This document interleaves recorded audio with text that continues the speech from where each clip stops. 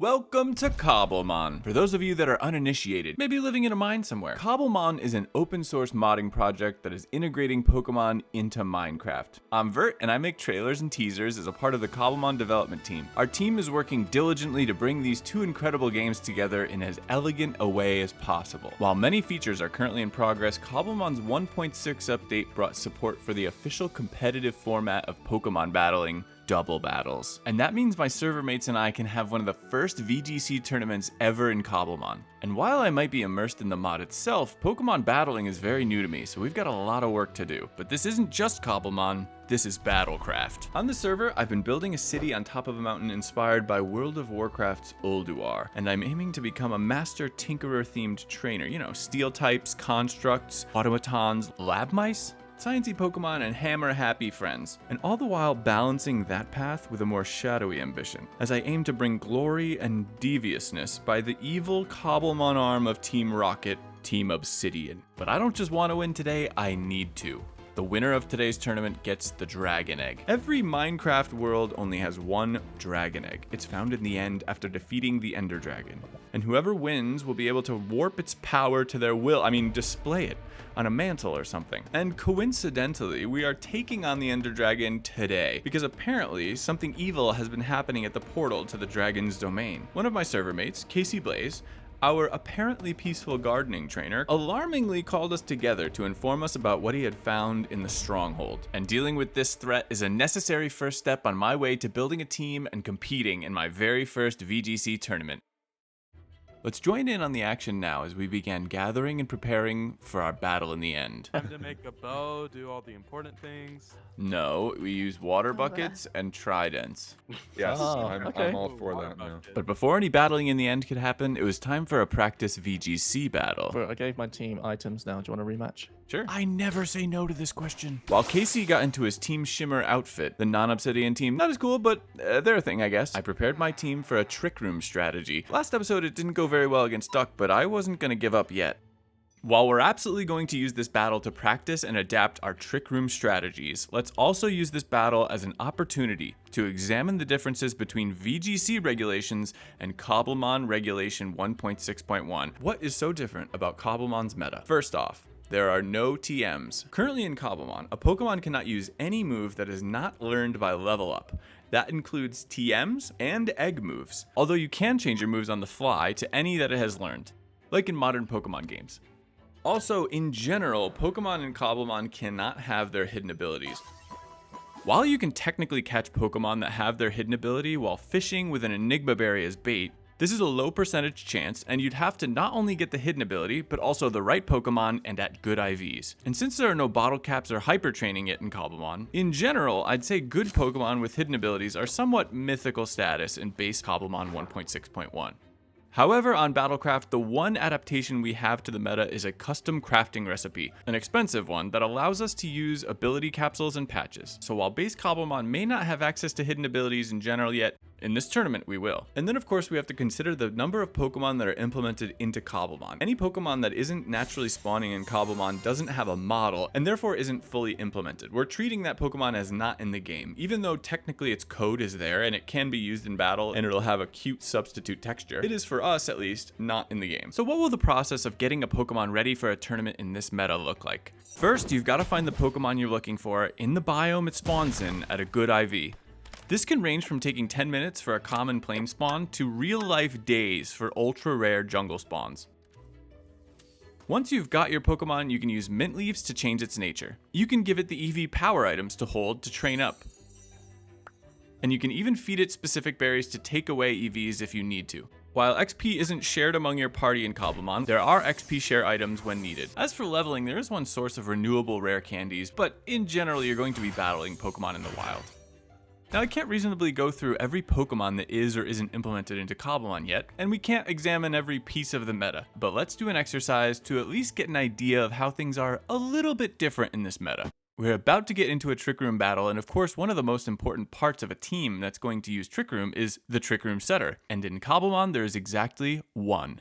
Porygon Z is the only one that learns Trick Room by level up of every single Pokemon in Cobblemon. So if you want to run Trick Room, you have exactly one option, or maybe two, but that's for a different video because I found it out while editing this video. Now that we've talked about what's special about this regulation, let's get into the practice battle with Casey Blaze. It's time for some good old Minecraft with Pokemon. You ready, Casey? Ooh, you're looking good. Shimmer versus Obsidian. Darn Here we right. go. That's not who I wanted to lead, but it's fine. I'm good. I'm good. Let's go. Let's go. Okay. Let's go. Okay. My drought is set up. Bert, you have experience with the sun now. Come on. On turn 1, I went to set Trick Room on my Focus Sash Porygon Z and sent a Power Gem into Casey's Ninetales, hoping that my Assault Vest would protect my Gholdengo from a one-hit knockout. Very fast. Oh, my focus sash. Such a good. Ow. Huge. We live. No, no, no, no, no, no. Realizing my Gholdengo was likely not going to be going first in this next turn and that he was in danger of being knocked out, I switched him for Hisui Gudra and sent a Tri-Attack to finish off the Ninetales. Oh. Oh. Oh, go. Ninetales is out of here. Leaf Blade. Okay. I did Blade. not expect that. Oh, and you have a Life Orb on there. Okay, okay. I do. Duck, I have one of these too, you know. What? Are you here or no? Nope. Oh, okay. I have an Aegislash as well, that's all. With Aegislash hitting the field in Trick Room, it was time to get set up. I figured as long as Casey didn't take a KO this turn, I was in good shape for a win. Okay. Yeah. Oh, setting up. I don't like it. I don't like it. I don't like it. I don't like it. I don't like it. Oh, I think we're immune. Let's go. Oh no! Ooh, and you crash. Oh, I that's... crashed. And you I missed. Oh, no. Oh, I jumped what it. is this luck? Yep. Hold on. Uh-oh. That obsidian juju. Things are looking down on Team Shimmer. Fully set up in Trick Room, but it's going to go away, I think, in one turn. Oh no. Come on. Please. Please. With Obsidian Juju in my corner, I sent a Dragon Pulse into his Flygon and an Iron Head into his Lilligant. Huge. Oh, dang. Oh no. The Cursed Swords Dance. Hey, what happened? I got one hope. Hold on. Shimmer. Hold on. Hold on. Hold on. Torterra's slow, right? So Oh, that's true. I might be faster. But I did just use Curse, which I think makes me even slower.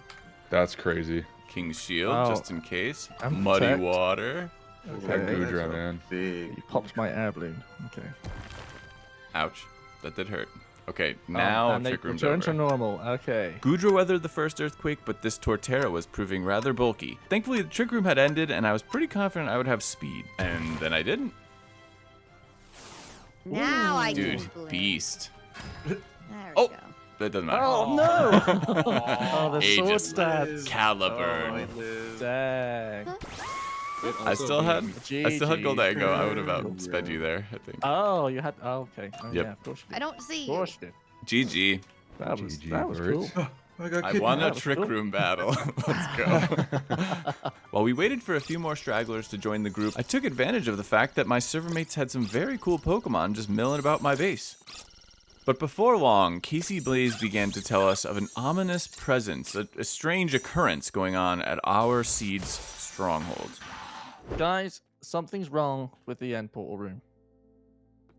What? Did it Something's generate really, okay? No, I think I need to show you. It's not the same. And I don't know whether it's a Minecraft update or some shenanigans going on. So, Don't look at me. we all I ready? play Team Cobblemon Obsidian. I said Yeah. don't look at me. Team Obsidian. I think It's your I think fault. we better Usually, better but go I don't know about and, this. And check it all out together. As a server, we headed out into the Nether, through the shadow of a Solsan Valley, and eventually into the stronghold. While it's true I had seen this, I knew what lay in front of us. I was not behind this, even if I should be. I had come here in search of power beyond Redstone, beyond normal tinkering, and perhaps something more nefarious, but it seems someone else had beaten me to the punch. Luckily, all the evidence that I could ever want that I was correct, that there was power here, was still present. We found it, the elusive end portal. Legend has it there are only a handful of these portals in existence, a gateway to a faraway land with endless possibilities. I can't wait to get this facility set up and start studying the portal. Oh. Day 13. Initial readings coming from the portal show some interesting results. There are some striking similarities between the portal's void properties and Pokemon evolution. Could the two be linked somehow? Further testing is required. Evolution and portals and what? Day 25. The power of the portal is incredible. The facility is now powered solely by void power, and the energy so far remains one of the most stable forms of power the world has ever seen. Questions remain unanswered between the link to evolution. Day 45. A stray Rattata entered the facility through the air vent, and something highly unexpected happened. It evolved when in close proximity to the portal. But that's not all. The energy reading from the portal spiked, and one of the cables blew. Maybe this power isn't as stable as previously thought. Uh-oh. How unstable do we think it is? Should I try? No. No, get back. Leave me away! Get away from the portal! Okay. Sheesh. Day 48.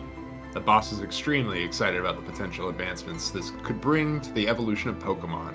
Orders from the boss. Experiment on Pokemon by infusing them with power of the portal. I wonder what his goals are. That's sus. Boss. That sounds really evil. Day 60. What a waste. Pokemon Experiment 1 has completely failed. Caterpie tried to evolve past its final evolution, Butterfree, and totally disintegrated. Disintegrated? The boss was infuriated that we used such a weak bug Pokemon and is shipping us a rare species all the way from Kanto. Day 75 over here. The shipment from the boss has finally arrived, and what a perfect specimen it is. The powerful Charmander. Let's hope this can withstand the power of the void. Oh dear. Oh my goodness. And then the portal seemed to reach out to me. Day 80. What an amazing Pokemon. Charmander has absorbed energy, every last bit of energy we've thrown at it, evolving all the way up to Charizard in no time. It's lost all its original orange color and has taken on an almost pitch black nothingness color, and its eyes are now glowing bright purple. Is it sick? Its flame has gone out. Charizard's flame has actually gone out.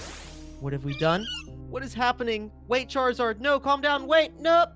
End of logs. What? Oh my. These were audio logs No all along. way. Again, can I just tell you Testing is this? my Eevee was just ready to evolve all of a sudden? I think something did happen actually, Oh. so No. I don't know. What? No. I don't know, it just feels like I should let it happen. I just got the Oh my notification in goodness. chat, so I was like, I might as well just let it happen. Ooh.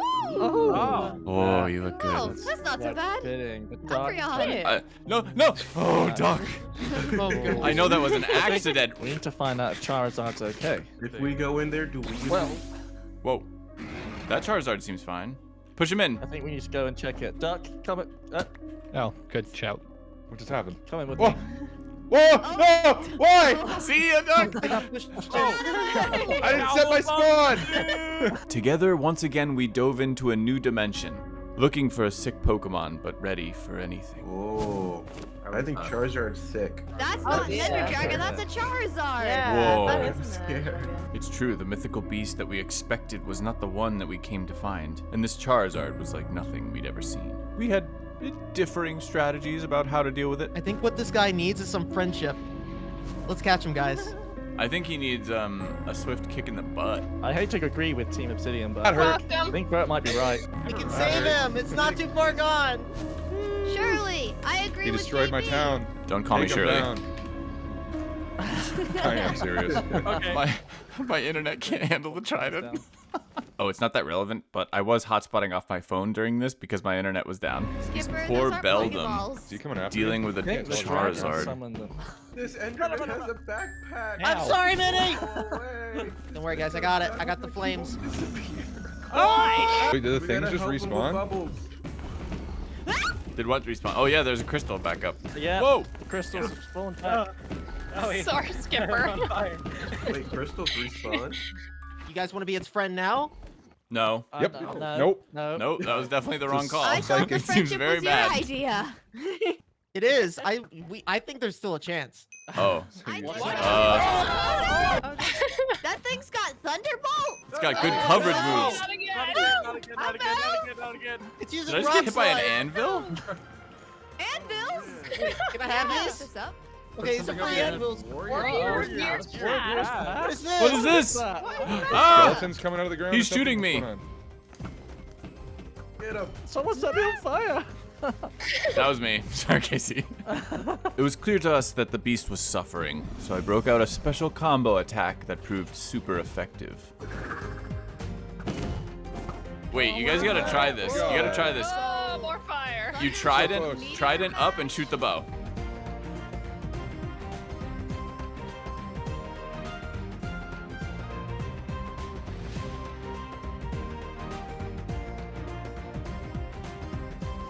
That sounds dangerous. Come on. It's Ooh, oh my god, I hit it with that was awesome. I think you got it. I did. Ah.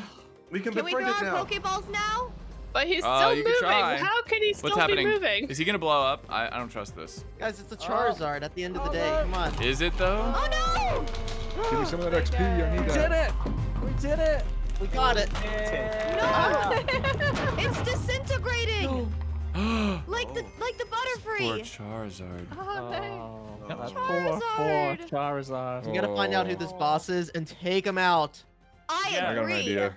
I got an idea. Whose Oh, shoot. responsibility is going to be the egg? Well, I'll hold on Mine. to it since I saved the Oh end. my. As the Dragon Master, don't worry, guys.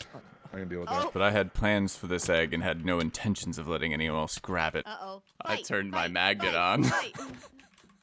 Oh. Hey, Bert. Hey, Bert, I'm gonna need that egg. I'm gonna need that egg. I'm gonna need that egg. And we'll talk more about those plans very soon. But first, a thank you to KC for commissioning that dragon model for us to have fun with. Now let's get some wings. While So we're does here, anybody want to? does anyone fancy? An Elytra hunt. Yeah. I can't wait to get shulker boxes. They're so much better than I don't think backpacks. Team Obsidian following these good. Hey, Bert. Hi. Which way is east? East is that. Actually, give me a sec. Yes, Bye. Oh wait, am I with Team Obsidian right now? I'm not Team Obsidian. You're Who just fine, went into you're the? fine. Who just went into the? That was me. Vert just ender pearl. We'll get there. How? eventually. All the way over there? Anyone Eventually. going north? I almost died. That was actually horrifying. Bert, odds you have fireworks with you right now? There's an end Zero. too. Unfortunately, Oh, there's one I right there, Bert. There's was one not behind you. thinking. One right Oh yeah, here. I know. I'm heading to it. Oh, Yeah. Faster, faster, faster. Go, go, go, go, go. come on. Work, work, work, work, Team work. Go, Obsidian go, This is go, all go, slow, go. right? Oh come on. Yeah. Do you even have Swift Sneak? Do I have Actually, what? East group is getting there. Hurry, hurry, hurry. East group is on the way there. Pearl. I don't think so. I'm terrible. Uh-oh. Oh god. Oh, Casey. Oh my god. I didn't like watching that. Is there a boat? Yes. Go. Yeah, there is. Oh Go, no, go, they're go, go, already go. there. I gotta. Do we shoot him off? Oh no, if I miss, I'm dead. So. No. We can shoot him off. That's it. I think we I think we just keep going north. I think I'm we pretty keep sure it's going. north and I- south. Uh-oh. Oh, please go into the void. Oh my god, I made it. No, Are you going I'm north floating. I'd I would have say made it, but I'm floating. So go this way. east, maybe? We just keep going north. I got the Elytra. Oh wait, Let's they're go. looter. It's looter No chests, way. dude. It's looter chests. Oh, Wait, what, for the an Elytra? Yeah. I got a No legendary way. Blastoise. What? The Pokédoll. Oh, Pokédoll. I Yeah. was like, what are you talking about? It was all very exciting. Well, that was very anticlimactic. Yeah, what the heck? That's the fastest ever. Well, there might be more to do in this realm in the future. For now, I was done with this place, but I did realize before I left I needed to name my newest Pokemon. I don't really think that quadruped works as well for a void-infused Umbreon as it does for an Eevee. We're gonna name you Valinir. Let's go home, buddy. Let's go home. And with that, I returned to the overworld richer and seemingly unscathed. We made it. Oh, I probably shouldn't have done that. I think it was right there. Hopefully that will slide right into people's spawns if they need it. If not, I'm sorry. Gang, you know what this means. We can fly. We can fly home, one, but we can also fly at our base. We'll use these 5 rockets to get a look at our base. Oh, here it comes, here it comes, here it comes. There. Ooh. Oh, it's looking smaller with an Elytra, huh? It does not look as big when you can get off the ground. I can't wait until this thing has towers though. It's gonna be awesome. And before we build our VGC team, we're gonna build one of those towers. And not for no reason. We need to do our testing in this tower because the dragon egg isn't mine forever. It's only mine if I win the tournament. If you recall, last episode was our first ever best of 3 VGC style battles, so it seems like it might be a tall order to expect to win. And that means if we're going to do any testing with the dragon egg, we need to make sure we get it done now. So I gathered blaze rods and chorus fruit for end rods. I gathered thousands of tumblestone and tuff. I even had to do some gold bartering for a certain kind of obsidian. And with a freshly enchanted elytra and my Tinkaton hammer, I was ready to build. Sometimes when you're building a mega base, you end up making some temporary builds, and we're realizing that in real time right now. And in order to do it, I think we need a new build, a tower. And like the Pokemon ready to evolve, in order to get ready for the new, we must get rid of the old. So let's do it. All right, hit the replay. In episode 1, I shared my plans to rebuild Ulduar in Minecraft. This is a World of Warcraft raid from 2008? So far we haven't made an incredible amount of progress, but this is survival Minecraft and we're focusing on Cobblemon for the most part. Ulduar was an ancient Titan city built atop the Storm Peaks, and over a very long time it served the Titans. Eventually, the old god, which was imprisoned below Yogg-Saron, broke free, and its blood, Serenite, seeped through, which looks somewhat similar to black tumblestones, which we've been using plenty of. Today I'm building a tower that I think will finally give us that Ulduar feel.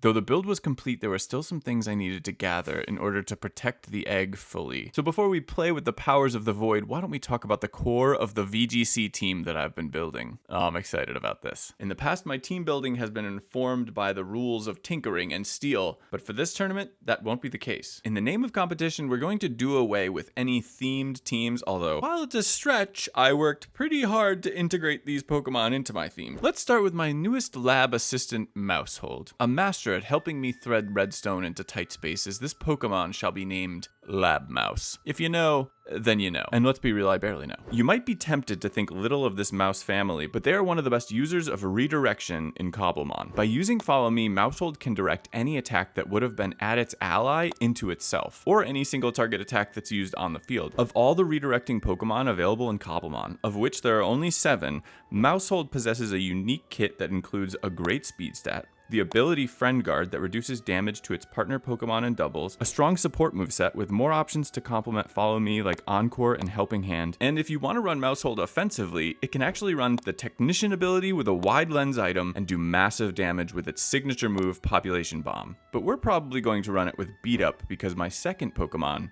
is Annihilape. Oh, later on in this video, you will see some in-progress animations that have not been seen in the mod before. Annihilape never looked so good, and these are coming from Bantovo Animations, a powerhouse of an animator who brings life to Cobblemon with our dev team. Make sure to check them out.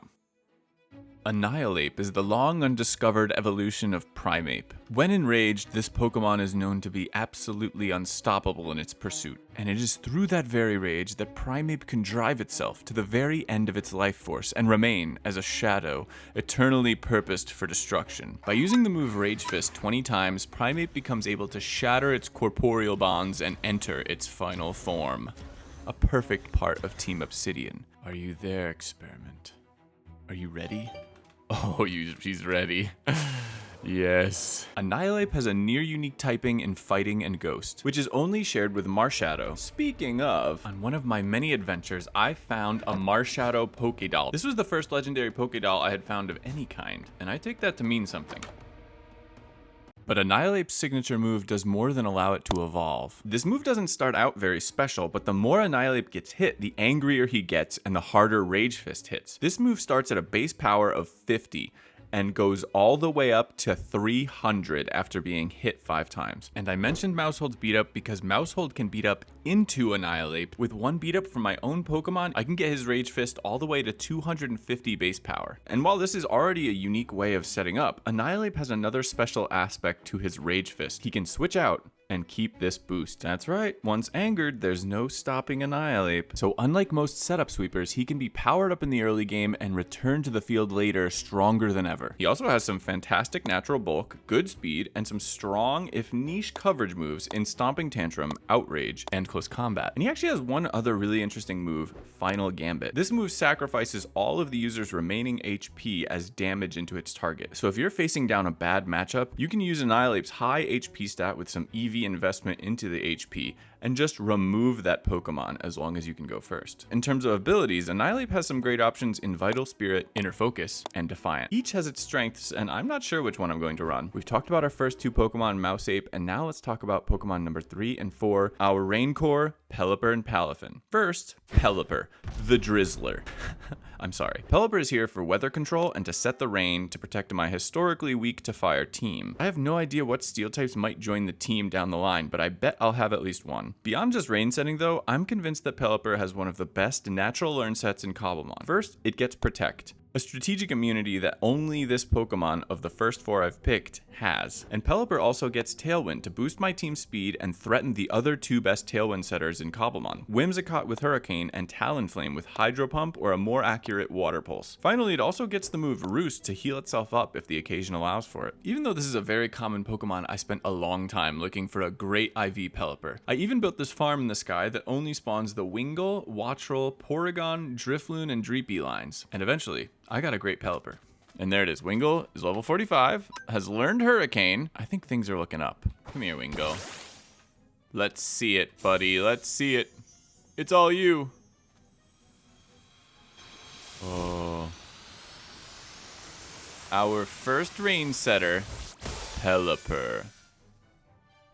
And look at that. Upon evolving, he goes right to Drizzle. It looks like I already fixed his nature. He's not very fast, but this Pelipper otherwise is extraordinary. With Pelipper just needing levels to get access to its last move, let's pair it with my next Pokemon, who I spent a very long time looking for, Palafin. First, if you're looking for a Palafin yourself, at least in Cobblemon 1.6.1, I found that the best place to look for them was in the frozen ocean. I did plenty of fishing for them, but in the end I settled on this biome where it seemed like they were the most common given that there weren't that many other spawns, I suppose. I collected some ice, made myself a path to travel for getting new spawns, and eventually, I found my Palafin. We're compressing days into minutes here, but yes, I did find my Palafin. Oh, I mentioned Annihilape Anims, but I didn't mention Palafin Anims yet. Those 2, thanks to Quail. Palafin is a pure water-type Pokemon that will benefit from even more power in the Drizzler's reign. But this Pokemon has another unique method for setting up. It needs to switch out. This is Palafin's baby form. Its stats aren't that impressive, though 100 base speed is nice. But this is Palafin's hero form. By the way, I'm using a resource pack to show it to you because in Cobblemon right now, form changes haven't been implemented yet. Palafin's hero form, while inappropriate for our villainous nature, is a bit more powerful. In fact, I believe this Pokemon in this form has the highest base stat total of all Pokemon currently available in Cobblemon. On top of that, Palafin gets another signature move in Jet Punch, a 60 base power move that also has priority. This means that even if Palafin would be outsped, it can do significant damage and go first. Palafin's moveset, while single-minded, is fantastic as well. Palafin gets Wave Crash, a powerful single target attack. It also gets the pivot move Flip Turn that both does solid damage and enables an immediate switch out, which given Palafin's form change mechanic is very useful. It also gets the move Acrobatics, a flying type coverage attack that is stronger when the Pokemon is not holding an item. And while it doesn't get much else in the way of status or coverage, it does learn Encore, which could be helpful in a pinch. Before we move on to the last 2 slots of our team, let's catch up with me from the past in the thick of the training process. Now you might be thinking, Vert, you're probably done training, right? You've trained enough Pokemon. You don't need to keep training. No, that's just not the case. I caught this wild Luxray, sorry, that is 72%, and the only stat that it doesn't have that's good is the one that doesn't matter at all. So perfect. And it happens to know Volt Switch. Oh, that's actually a special attack. Maybe I do care about that. And this Magikarp. I didn't notice when I caught it that it was this good. Just get a look. Look at it. 231s and 230s, a 23 and a 24. I was just fishing for Palafin and for Dreepy. I haven't found a good Dreepy yet, but I didn't even check this guy until way later as I was like batch moving all of the variant carps, and he's incredible. We need to get him leveled up so that we can evolve him, because I don't know what he's even going to look like, and I want to know. Let's take down a Stantler, and that might be enough. Level 21 for Magikarp. All right, what do you look like? Oh, you're pretty cool looking. You're not like a different color, which I was kind of hoping, but that's pretty cool as it is. I think we evolve him. No. Actually, we'll hold off. We're going to do something special for that. I'm going to finish up Palafin and Alolan Ninetales. I want to have the option to run some snow, if possible. And if it fits our team, of course. Also, I need to fix Amoongus's EV still, because he used an XP share to get up, and he's a mess. He is a mess. He needs some help. Though I was feeling good about my first 4 Pokemon, I continued to train and explore different options while trying to learn as much about VGC as possible. I frequented Smogon and Cobblemon.tools, where I cross-referenced Pokemon who had legitimate doubles usage with their available tools in Cobblemon. Just because they were good in one format didn't mean they'd be good here. Let's get acquainted with some of the Pokemon that I spent hours looking for at a good IV and training up. Scizor. Scizor's only weakness is to fire types, and in the rain, its bulk will be significantly increased. It also has access to a very powerful offensive combination in the Technician ability and the Steel priority move, Bullet Punch. I'm also considering Metagross. He gets Bullet Punch, which actually doesn't hit quite as hard as Scizor's because of the Technician ability, but he does have a few other tricks up his sleeve. What about Luxray, a Pokemon with the Intimidate ability and the pivot move Volt Switch, which allows me to reposition when needed. With the Pokemon that I have, Volt Switch could be very valuable. Or perhaps I want one of the most overpowered support Pokemon ever, Amoonguss. With its Spore and Rage Powder support, this Pokemon honestly might be the best choice, but that doesn't necessarily mean that I want to take it. Or maybe we want Pawn Shop Incineroar in Hitmontop. He's another Pokemon with the Intimidate ability. He has Fake Out Pressure. He can use Wide Guard or Quick Guard, Close Combat, Sucker Punch. This guy's got it all. But what about in terms of hard hitters? We could go Dragonite with Hurricanes in the Rain. We could go with Flygon, a Levitator who can use Dragon Dance, Earthquake, and some other extremely useful coverage moves. We could go with a Tyranitar whose coverage moves are nearly unmatched because he gets access to the Fang moves, which is very rare in Cobblemon. Maybe an overpowered Aegislash, since I did lose to one last episode. Maybe Gholdengo and his immunity to status moves, and also his Make It Rain. A Spread 120 base power move. And by the way, he also gets Nasty Plot and Substitute by level up. That could be pretty good. I also already had fully trained and prepped for battle Drifblim, Lucario, Corviknight, Porygon Z, Tinkaton, Hisui Gudra, and a few other Pokemon that might be able to fill specific niches. And during this time, I was studying. And while I did try to soak up some of that World Champ difference, the most broken Pokemon introduced in Scarlet and Violet, we've got to start with the King. Come on, get that. There was one channel that stood above the rest in terms of teaching me what I felt I needed to know going into this tournament. The Delybird. If you're not familiar with this channel and you want to learn VGC, then you're messing up. As a beginner, his Zero to Hero series has been the most helpful thing that I've encountered. Welcome back to Zero to Hero, the series where we teach you how to teach yourself how to play Pokemon VGC. And while you should definitely go check out his channel after this video, you don't have to go anywhere right now, because I decided to reach out to him and see if maybe he would be my coach. And it was only a few days before the tournament when Deli and I got together and worked on finalizing my team. Did I say a few days? I just looked it up in our Discord messages, and it was in fact the day before that we met. So now the pressure is on to finalize this team and to get ready for my first VGC tournament with the help of my coach. Today is a special day. Yes, I have been training a team, and yes, it's this team. There's a few other Pokemon in the running that we could consider using. In contention for the last spot, I had Scizor, I had Gholdengo, I had Luxray, I had Aegislash. It was definitely up in the air. And one other wrench in the system as well. But I'm not going to talk about that now because it's time for me to talk to someone else about my team. It's time for me to get some help. And I'm going to take a virtual call. We'll we'll just sit at the desk maybe? Should I sit at the desk or at the armchair? No, we're taking notes. This is at the desk. Get a fresh book and quill, and let's talk to our special guest, the Delybird. Now enjoy a conversation I had with a competitive VGC player in an earnest attempt to destroy this upcoming tournament on Battlecraft. Deli and I unfortunately had some technical audio difficulties, but he did us all a massive solid and revoiced some of the most relevant points of our conversation. Question 1 to my coach was whether he thought that 2 ghosts on the same team would be an issue here. Because I was committed to Annihilape, but also considering Gholdengo or Aegislash for the last slot, I wanted to hear what he thought about having a double ghost team. Having 2 ghost types is pretty fine, especially with those 2 because they only share one weakness, being ghost itself. And when combined with Maushold, which is a normal type redirector, it can redirect the ghost weakness that they both have, making it an immunity. I also realized he learned Substitute by Learn Set, so that's like an option, I think, if like Sucker Punch was the concern and Maushold wasn't there, I guess. True, yeah, that's very true, actually. That could be a way around Sucker Punch. You could also actually use Follow Me to prevent a Sucker Punch. Since Follow Me is a higher priority move, it'll go before Sucker Punch and not only redirect it to the Follow Meer, but it will also cause it to fail, since the Pokemon redirecting isn't attacking. And for Sucker Punch to work, the target needs to be attacking. That's beautiful.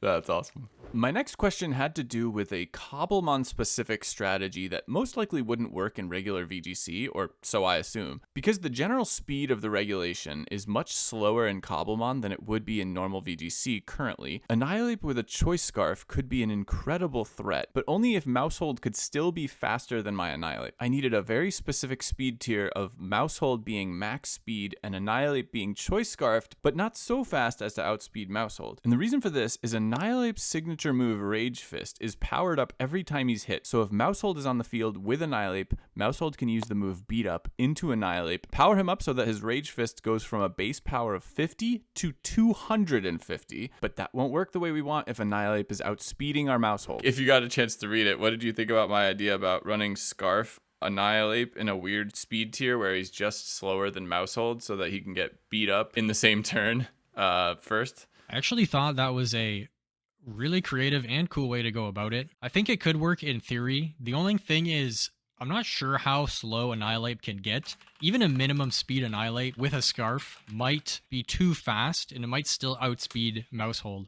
But if you do get something like that off, if you can make Annihilape 1 point slower than Maushold, I think that would be a really good surprise tech. And we made it work. So on to Palafin. You see, Annihilape and Palafin are a bit similar and probably kind of odd to use on the same team because they have unique methods for setting up as sweepers. And while I had done more than a few training battles with Mouseape, I really hadn't messed with Palafin at all. So I asked generally about how I could fit Palafin into my team and what guidelines I might want to keep in mind when using him. You should almost always lead Palafin and then just hard switch it right away because taking any damage when it's in its baby form is really detrimental because it's not nearly as bulky. Fair. Do you think Mystic Water is worth it since the gems? Because I thought they were 1.5 as well. Mystic Water is definitely worth it. If you're only comparing a 10% difference, Mystic Water is great. I noticed you threw Acrobatics on there, which I hadn't even considered. If you do want to use Acrobatics though, go for the gem for sure because you'll use the gem right away, get the boost, and then you have a boosted 110 power Acrobatics, which will hit Grass type super effectively that would normally resist you.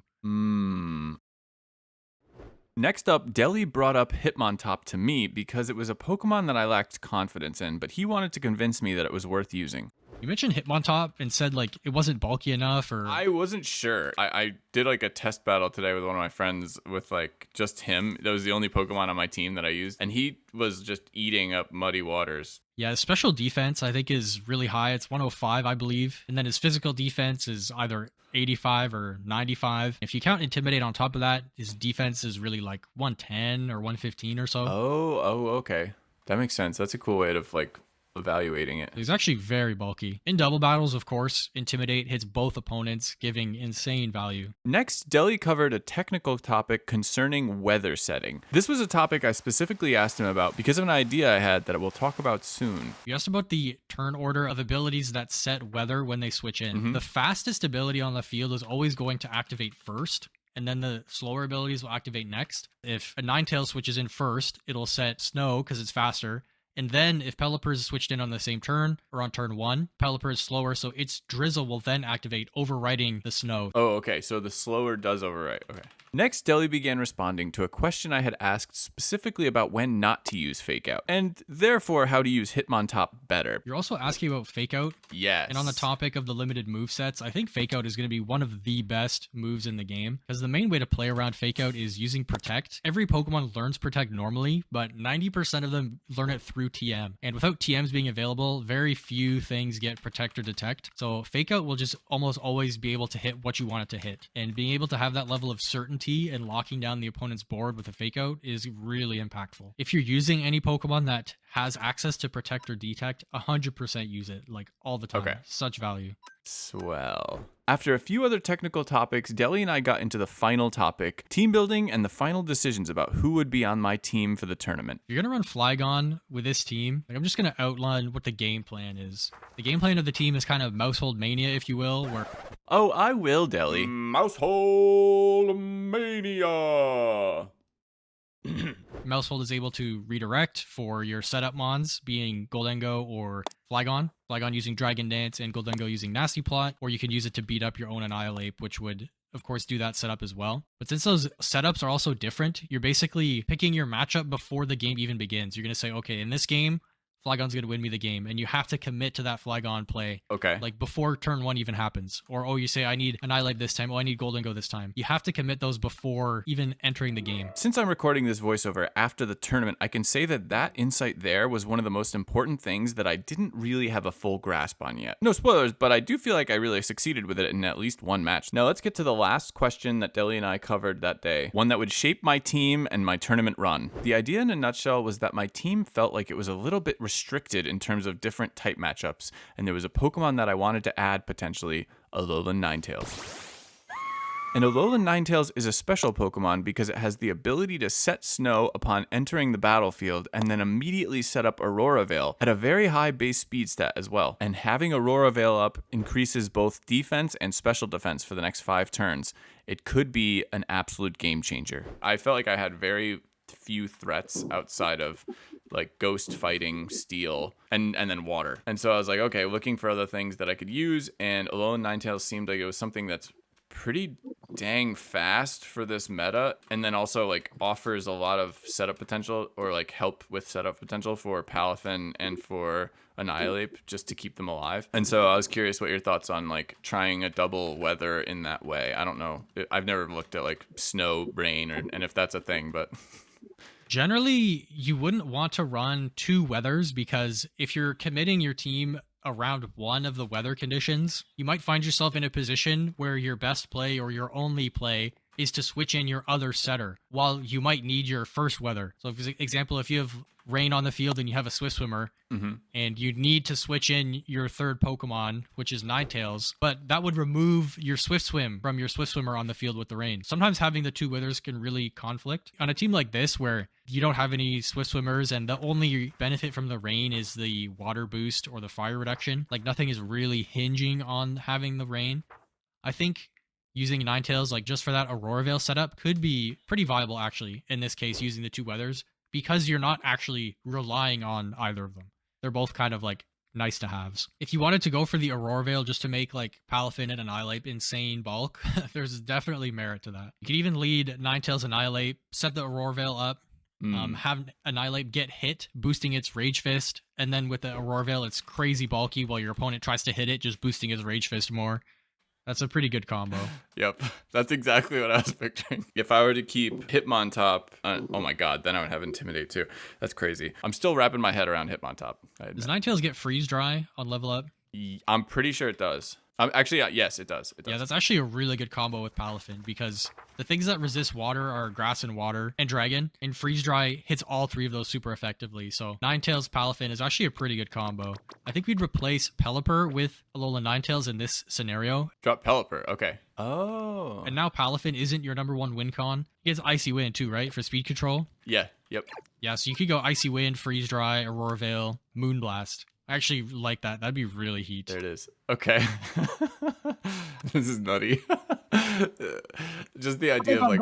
I'm going too hard here, but I think that's pretty cool. No, it's awesome. I think it's sick. There was like a part of me where I know I'm the most competitive person, like of my friends for the most part. So I'm like, okay, I should put together like a strategic team, but not something too crazy. And I feel like it's getting into the crazy realm, and I'm all for it. I just think it's gonna be funny tomorrow. That's all. Yeah, I actually really like this Ninetales idea. I'm super on board with it. Sick. It was great talking to you, though. Yeah, thank you so much. Yeah, you're welcome. Let me know when you get your team set up if you want help with EVs or anything, and keep me updated with your tournament tomorrow. With Deli's teachings fresh in mind, it's time to make my final decisions about the tournament team. It is now the morning of the tournament, and there's no time left for deliberation. We must decide on our team. Of my original 4 Pokemon that I was certain of, 3 remain: Maushold, Annihilape, and Palafin. Pelipper is out, and Alolan Ninetales is in. Losing access to the rain isn't nothing, but Palafin is strong enough to not really need that support, and Alolan Ninetales offers support to everyone on the team. I spent the night before the tournament looking for a better Alolan Vulpix because I didn't have a very good one, and I found one. Her name is Whiteout. Ninetales brings Aurora Veil defensive boosts and lets us keep the ability to change the weather on demand. That gives me 4 Pokemon locked in.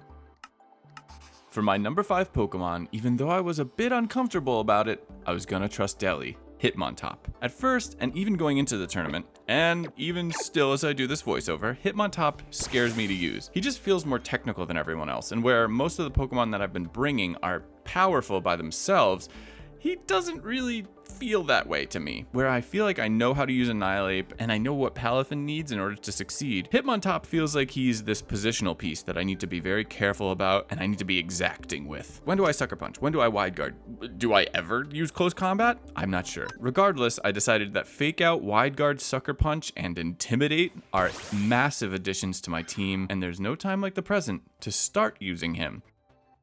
Let's take a moment and talk about my Hitmontop, because I think this Pokemon, in Cobblemon specifically, is quite interesting. Hitmontop is one of the hardest Pokemon to find at a good IV, and if you're not aware of how it works, Tyrogue has to have an attack stat equal to its defense stat in order for it to evolve into a Hitmontop, or you have to find a Hitmontop in the wild. Those are the only 2 ways to get him, and obviously it's much easier to find a Tyrogue that has an attack stat higher than defense or defense higher than attack, which makes Hitmonchan or Hitmonlee. But we need Hitmontop.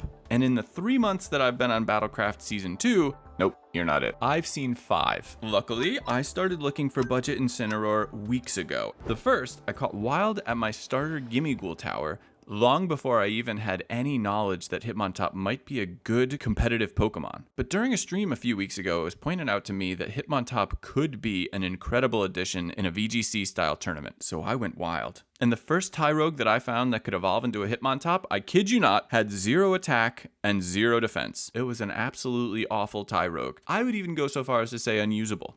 Only a few days before the tournament, while I was farming Gimmighoul, I found another Tyrogue that could evolve into a Hitmontop. Where are you?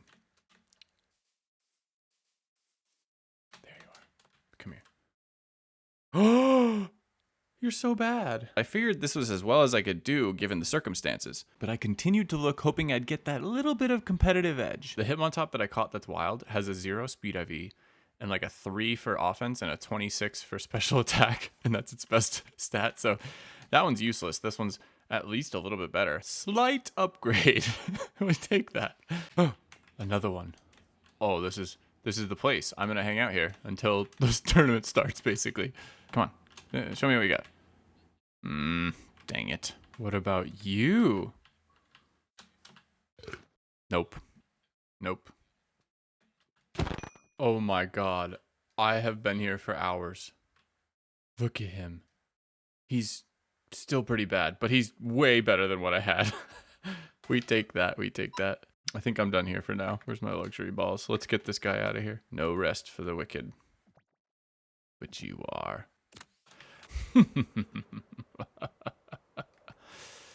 Yeah, I'm out here.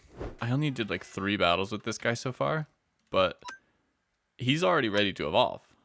And look, I can't believe I got this lucky. Let's do it. It's Hitmontop time. But literally 5 minutes later, I found a wild Hitmontop that was even better. It's only been like 10 minutes since I evolved him. And this guy just spawned. And he's like perfect defensively. He's slow, but he's insane. What the heck? I just got so lucky. He's perfect. He's honestly perfect for our needs because he is a defensive beast. Okay. Me and you, let's do it. Oh, he's already got close. Oh my god, he's got everything. Let's go. The other dude had nothing. Now, ideally, he would be a bit faster, but otherwise, he's pretty much perfect. I don't care about his attack. I just want him to be able to switch in and stay on the field and disrupt as much as possible.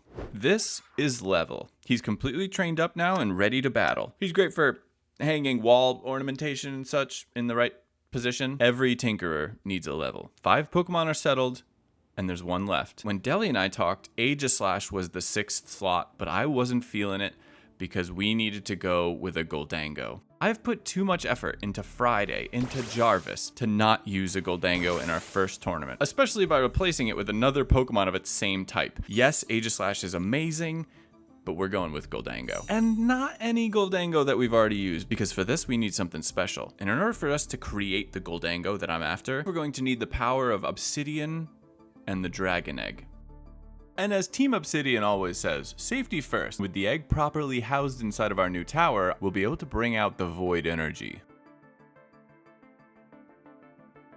Before I commit all the necessary resources for a new Gholdengo, we needed a proof of concept, and Primeape was the perfect experiment.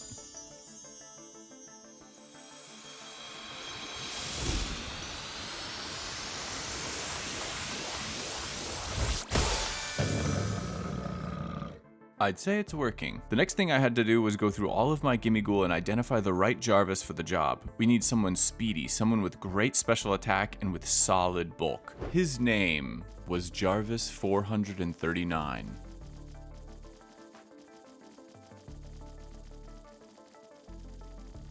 But we know him today as Ultron. He's done.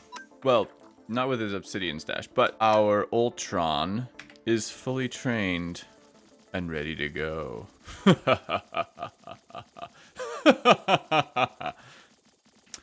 have to do a lot of clicking still. I still need to do coins too. I need to go to the end to mine some obsidian because now that he's ready, my team is ready. We gotta go back through this dark, beautiful place. Love it. I don't think it'll take that long. And 1 full end pillar later, I had over 1,000 obsidian. Oh, we're so close. So close, I can almost taste it. You've got this, little Ultron. I believe in you.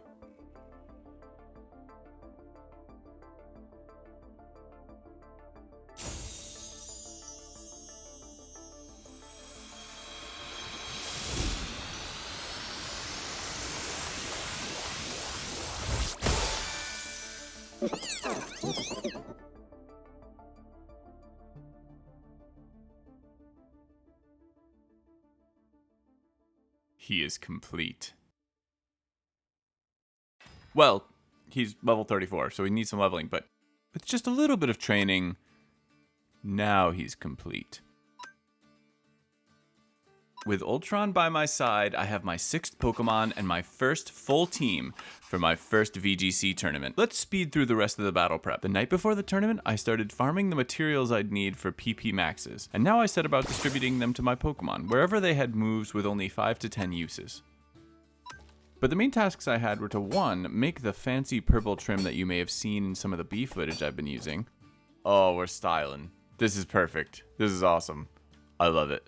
2, make sure that all of my items, EVs, and abilities are perfect and ready for the tournament. First, Annihilape. He was going to be holding the Choice Scarf. Blabmouse would be wearing a Rocky helmet because I expect him to be taking quite a few hits, and it's always nice to do a little bit of damage in return. Palafin would hold the Mystic Water to power up his water-type moves, and Hitmontop would be holding a Citrus Berry in order to recover some health when he gets low. Ultron is holding a Leftovers to also help him to recover some health along the way. This will help him sustain behind a substitute after giving up some health willingly. And that just leaves Ninetales, who I had planned to give a light clay, but as we were were about to start the tournament, I realized I wanted to change that. All of my damage dealers on the team felt like they didn't have much damage on demand.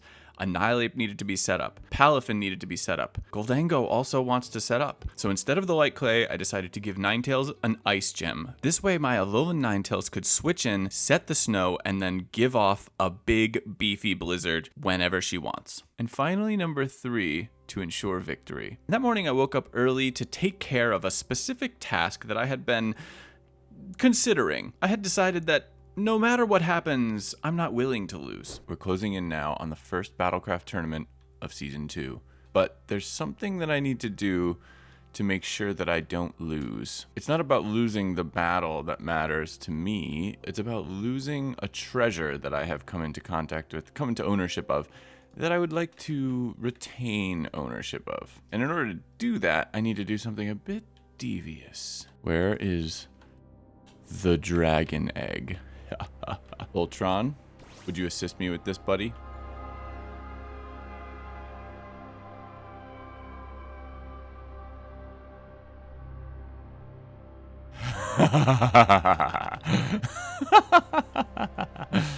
Yes. And of course, the original dragon egg revealed underneath. And now, Ultron, let's get ready for a message from our sponsor. It's me. This video has been my most ambitious creative project to date. Before even taking into account the amount of VGC learning I had to do, the connections I sought out in order to make this video even better, training and catching my Pokemon, the training battles, even if we forget all that, I did over 200 replay renders for this tournament video, and I spent weeks editing. So if you'd like to support me in my endeavors and my fight against the algorithm boss, then please leave a like and leave a comment about your favorite part of this video or the parts that you think that I could do better next time, or, just maybe a thank you, Vert, for not completely sucking in the tournament, if that's how it turns out. Especially since that was the first goal. Subscribe if you're not subscribed, ring the bell, and consider becoming a member on the channel for access to my schematics, my shaders, and extra content. Members are going to get access to a long-form version of the tournament, my conversation with Deli Uncut, and much more. Thank you so much for joining in the video, watching to this point, and I really hope you enjoy the rest, because I know I enjoyed making it, and I enjoyed playing it. And with that, let's do it. Thank you so much for being here. I've left a Pokepaste of my team in the description below if you want to try this team out yourself. VP, wish me luck. And now we go to Battlecraft. Welcome everybody to the first inaugural Battlecraft tournament. Oh yeah, baby. Oh, We yeah. finally did it. It's only taken 3 months, but we're here, baby. Let's go. Team building takes time. It Team does, building. it does. We are doing something a bit different with this tournament. We are going with the standard VGC rules. So we are all bringing 6 Pokemon to the battle, but we are only using 4 of them. And of course, we are doing double battles. With 2 dispensers filled with 10 competitors' names, it was finally time for us to begin, and we'd start off by randomizing the first round of battles. But from the shadows, 2 figures emerged, and they seemed strangely cheerful. Hold it Prepare for bubbles and make it doubles. to train it for combination. For love, praise, honor, and gratification. To win this tournament will take great skill. So listen up close. You all know the drill. Chespy. Live. We cheer for the server with all our might. Listen to us now and prepare to fight. Thank you. Excellent. Okay. Thank you. Wow. Beautiful. Lovely. Okay, now we can start. Press I've got Callie. versus JB.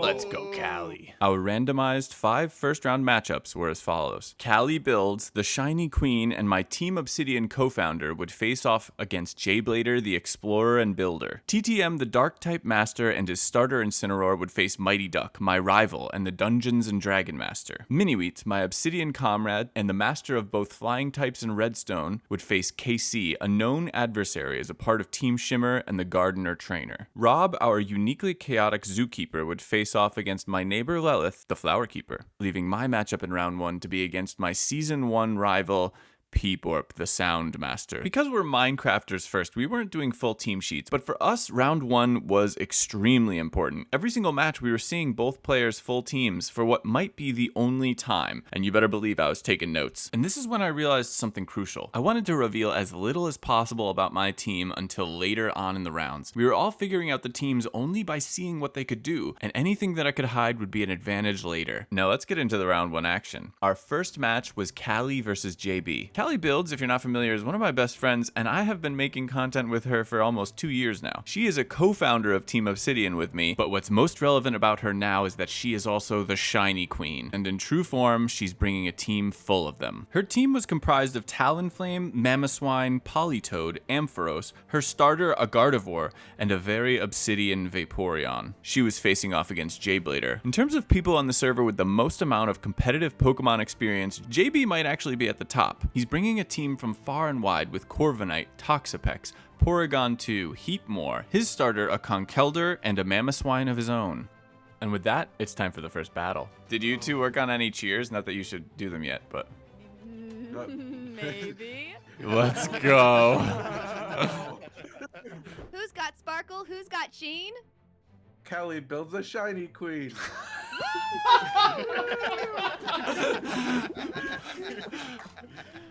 That's so good. No way.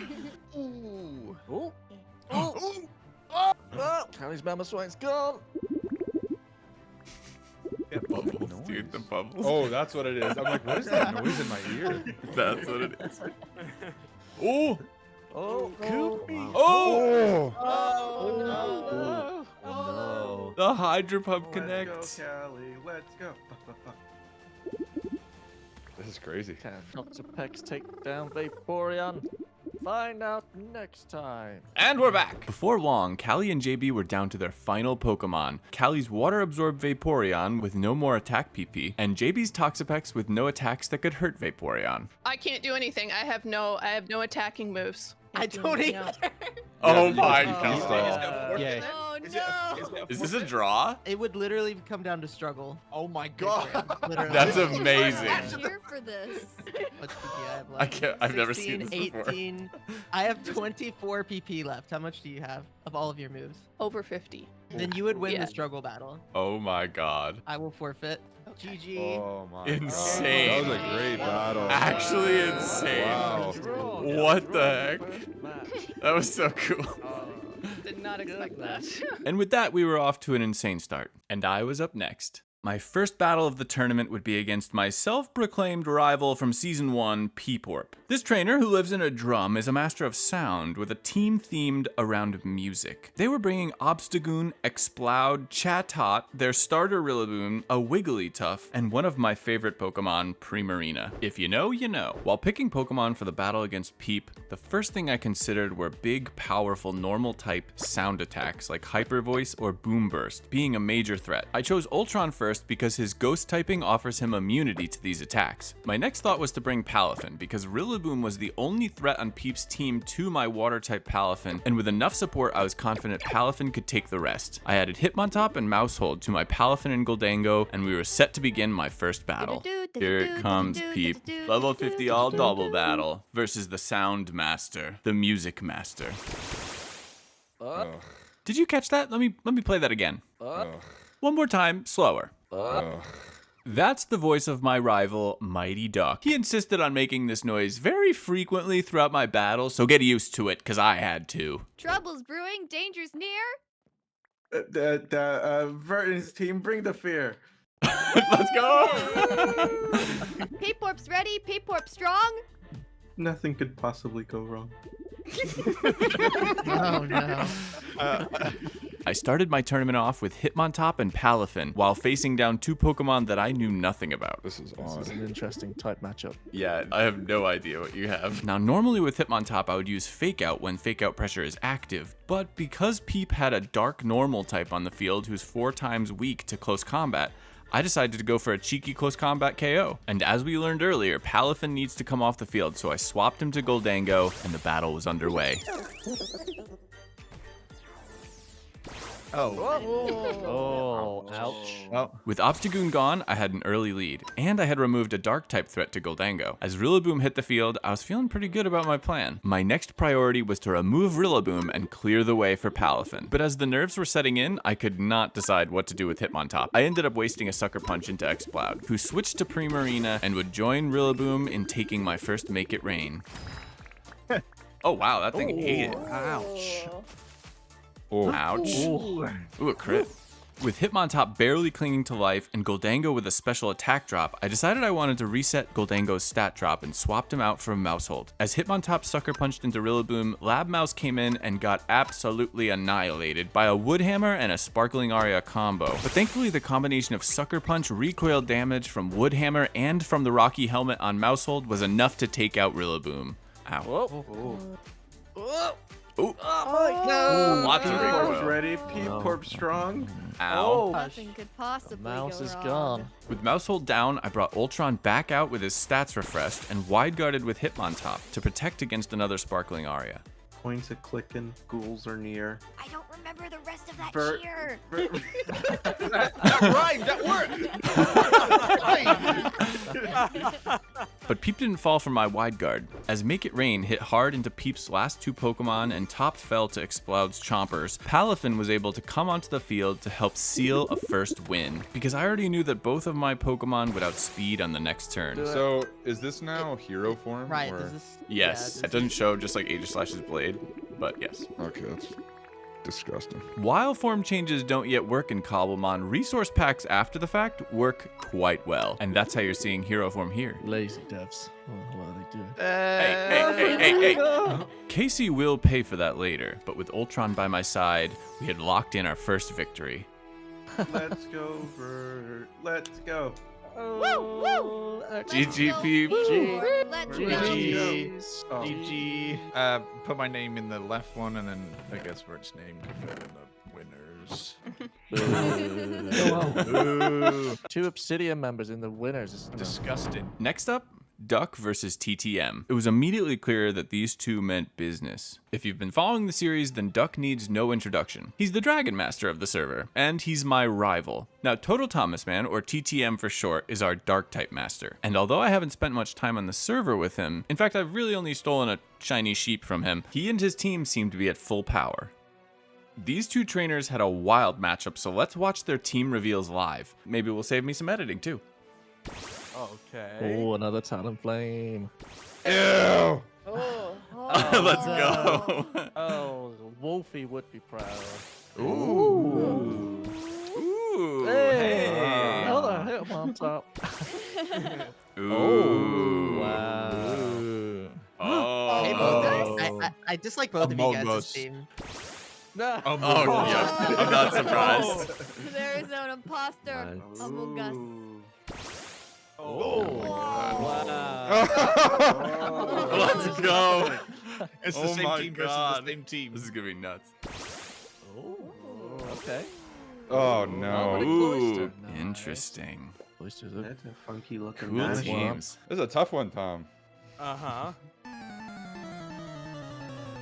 In this battle, we saw Duck's Talonflame set up a priority Tailwind on turn 1 while his Amoonguss spored TTM's Shell Smash Cloister. It immediately put TTM behind. What's that going on? TTM setting up. Oh. The little mushrooms. Oh. He just hyped himself up and then had to take a nap. As TTM's Tyranitar hit the field, it became clear to me that this was a disadvantage for him. His own Tyranitar was going to set up the sand and help Duck's Dracovish. Rage powder? I'm not Dang. familiar. Oh. Okay. down. All right. Now, And with Duck's Talonflame going down, he had a free swap to Dracovish in the sand. Sir Palkia. Quack, quack, what's that sound? Mighty Duck is back in town. Woo! Oh, give us a T. Give us an M. And though the sandstorm took out Duck's Amoonguss, it had served its purpose. oh no. Of course. This looks like two bullies on a playground. He's just someone dancing. He's outside. just being himself. He's just dancing. Oh. Oh, it's not enough. And with that, Duck sealed a first round victory. GG. Nice. GG. We're going to talk more about Duck's team later, but it's important that you understand how Dracovish and Tyranitar interact. First, Sandstorm. Remember how I asked Deli about weather setting? Well, Tyranitar can set the Sandstorm with its Sandstream ability. And like how Deli had talked about with Swift Swim, when a Pokemon gets increased speed in the rain, there are Pokemon that can get increased speed in the sand. Dracovish is one of them. It can have the ability Sand Rush, making it incredibly fast in a sandstorm. But there's one other important aspect to this duo, and it makes them much more scary. Dracovish's signature move is Vicious Rend. It has a base attack of 85 and 100% accuracy with one important addendum. If Dracovish hits first, or the target has been switched in during that turn, its power is doubled to 170. This, combined with it having the move Protect by Level Up, made Duck's core incredibly hard to beat. In the next battle, Casey Blaze would have a showdown with my Obsidian comrade Mini-Wheats. Obsidian sweep! Go, babe, go. Wait, does that mean I'm versus Lilith? Is it me versus you? I think so. Yes, I think it. You got an easy win, mate. You got I chose my team 15 minutes before we started. Yeah, we'll get to them right after this. Casey brought dual Earthquakers in Torterra and Flygon, a Cantonian Ninetales that set up the sun with the Drought ability, a Cradily, and both Hisuian Lilligant and Colosian Lilligant, I think? Anyway, both Lilligants, which I'm not really sure if that's legal. I'm pretty sure it's not, but you know, whatever. And on the other side of the field, the Flying Master, Mini, brought a team that I've had some practice battles with. Dual Fake Out with Grimmsnarl and Tinkaton, a very strong Arcanine and Garchomp, a Talonflame, and a Gastrodon. This first round battle was another one of the most epic battles of the entire tournament. And what I learned from it is that Casey was a terrifying matchup for me. He seemed capable of spreading burns whenever he wanted with his Ninetales Will-O-Wisp, and his Torterra's bulk was insane. Here we go, Gary. Here we go. Gary's burned. Gary's got a burn on him. The burn status condition cuts physical attack damage in half. This was definitely Mini's problem for right now, but I was worried about it. Annihilape and Palafin could be shut down by an early burn, and Ninetales and Gholdengo, my other two damage dealers, aren't exactly built to take heavy fire damage. As Casey's Cobblemon Cherry Tree Torterra hit the field, we saw just how powerful this Pokemon can be. No. Ooh. Oh, that didn't do a It's lot. a thick boy. And despite Tinkaton's fake out stopping Torterra for a turn, he still managed to persevere. Oh. Oh. Oh my god! Oh my god! Oh my god! I'm in the Oh my god! Oh, my nuts. Vinny, GG. Amazing battle. So good. That was so good. Oh my god. That was so good. Oh yeah. I'm putting my name in the winners bracket. Look at me, oh, shimmery and proud. In the final first round battle of this double elimination tournament, Lelith, my neighbor, was unfairly forced to absolutely demolish Rob. Now, Lelith's theme as a trainer is flowers, and let me tell you, this flower's got some thorns. Lelith brought Florges, Hisuian Lilligant, Lapras, Tropius, and dual dragons in Dragalge and Alolan Executor. While Lelith may have made her team in a very short amount of time, she was able to bring an impressive, if thematically constricted team. And Rob's theme is Zookeeper. But Rob is a very unique and hard to explain individual. So let's first just cover what his team was. For Pokemon, Absurdly, Execute, Baltoy, Trumbeak, Alomomola, a Ditto, and a Patrat. And mere moments after they had showed their teams, Rob had been defeated. I just realized I should be paying attention. I'm not at all. Should you? Rob had a Patrat? Something Yeah. to look Yes. forward to. Yeah, afterwards. I feel a little bit awkward. Yeah, you gotta destroy them. I'm so sorry. He's gonna stomp on him. Look at those stompers. You literally just like flatten him into Squish him in the claws. Oh.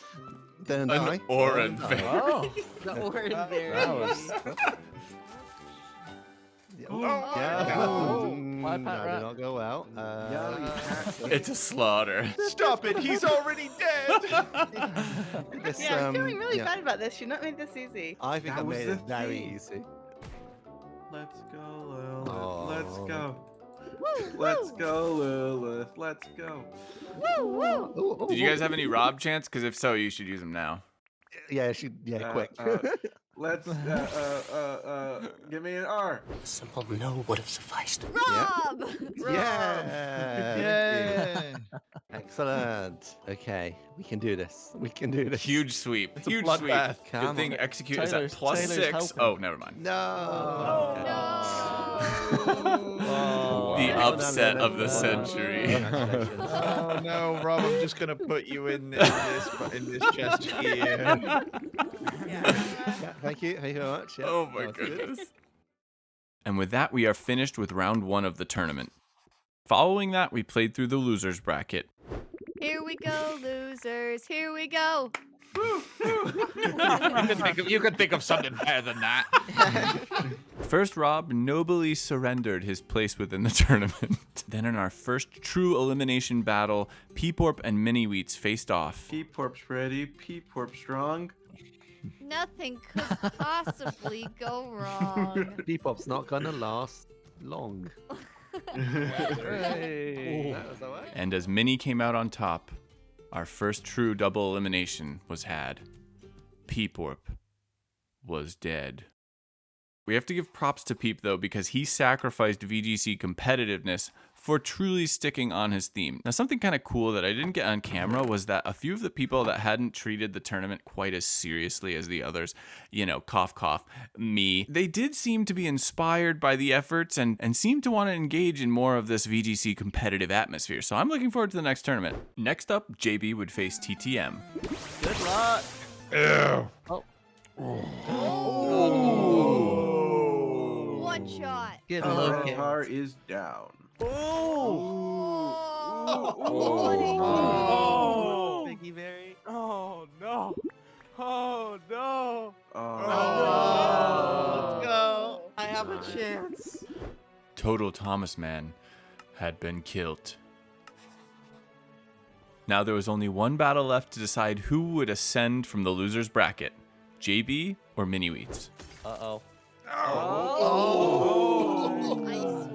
Bang. Goopy takes down another. My Ooh. God. Yeah. Goopy takes down another one. Yeah, he hits first. Oh. Yeah. Goopy the Destroyer. GG's. GG's.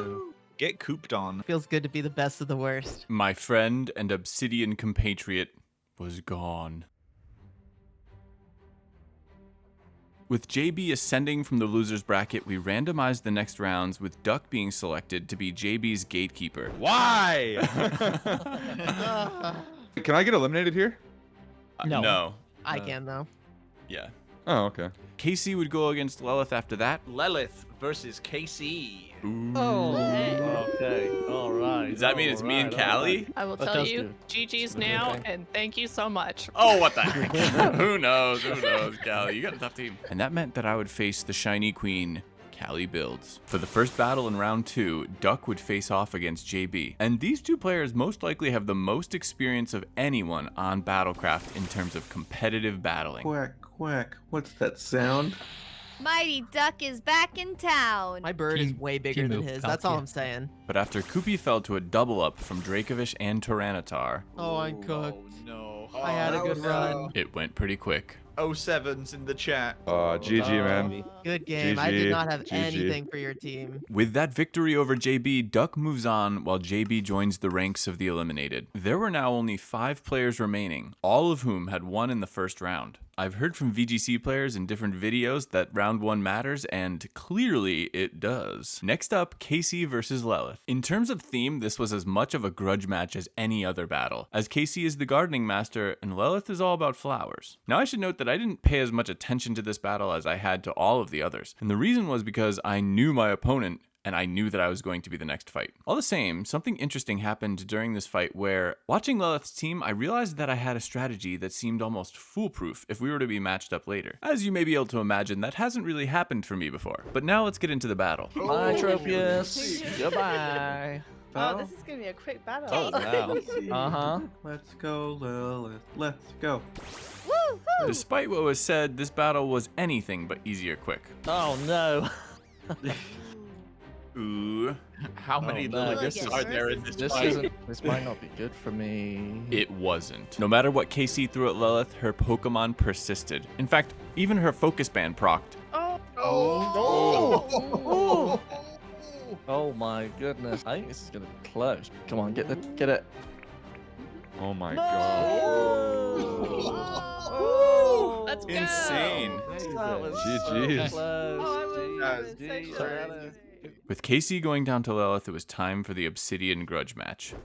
I went in with Palafin, Annihilape, Maushold, and Hitmontop. My game plan was to outlast her speed boost from Tailwind, then clean up in the late game with my very fast Annihilape. I had practice against this team, but not with my tournament team. As for threats against my team, the one I was most concerned about was Mamoswine. In order to win, I would have to stop those big earthquakes. Now, of all the people in this tournament, if I have to lose to one of them, I'd want it to be Callie. But I don't really want it to be this early, and I'm certainly not going to let her win, so here we go.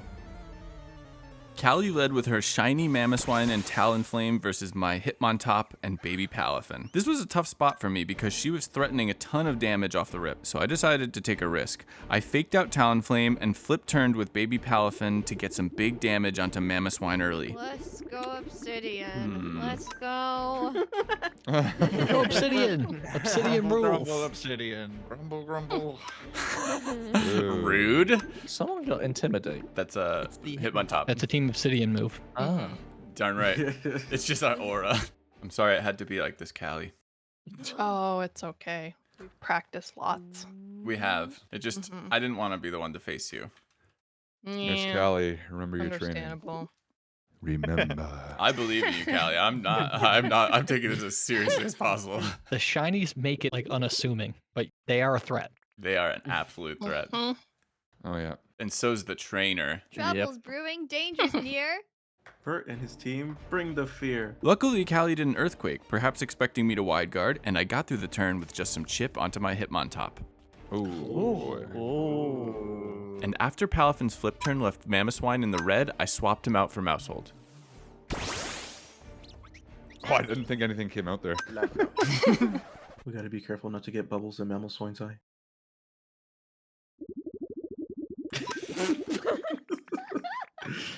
On the next turn, I had Maushold Encore Mamoswine into Ice Shard. While I got the Encore on Mamoswine and locked it into Ice Shard, importantly keeping it from using Earthquake, Callie also got Tailwind up. And please don't ask me about why I wide guarded when I was already Encoring Mamoswine into Ice Shard. It's embarrassing. Oh my god.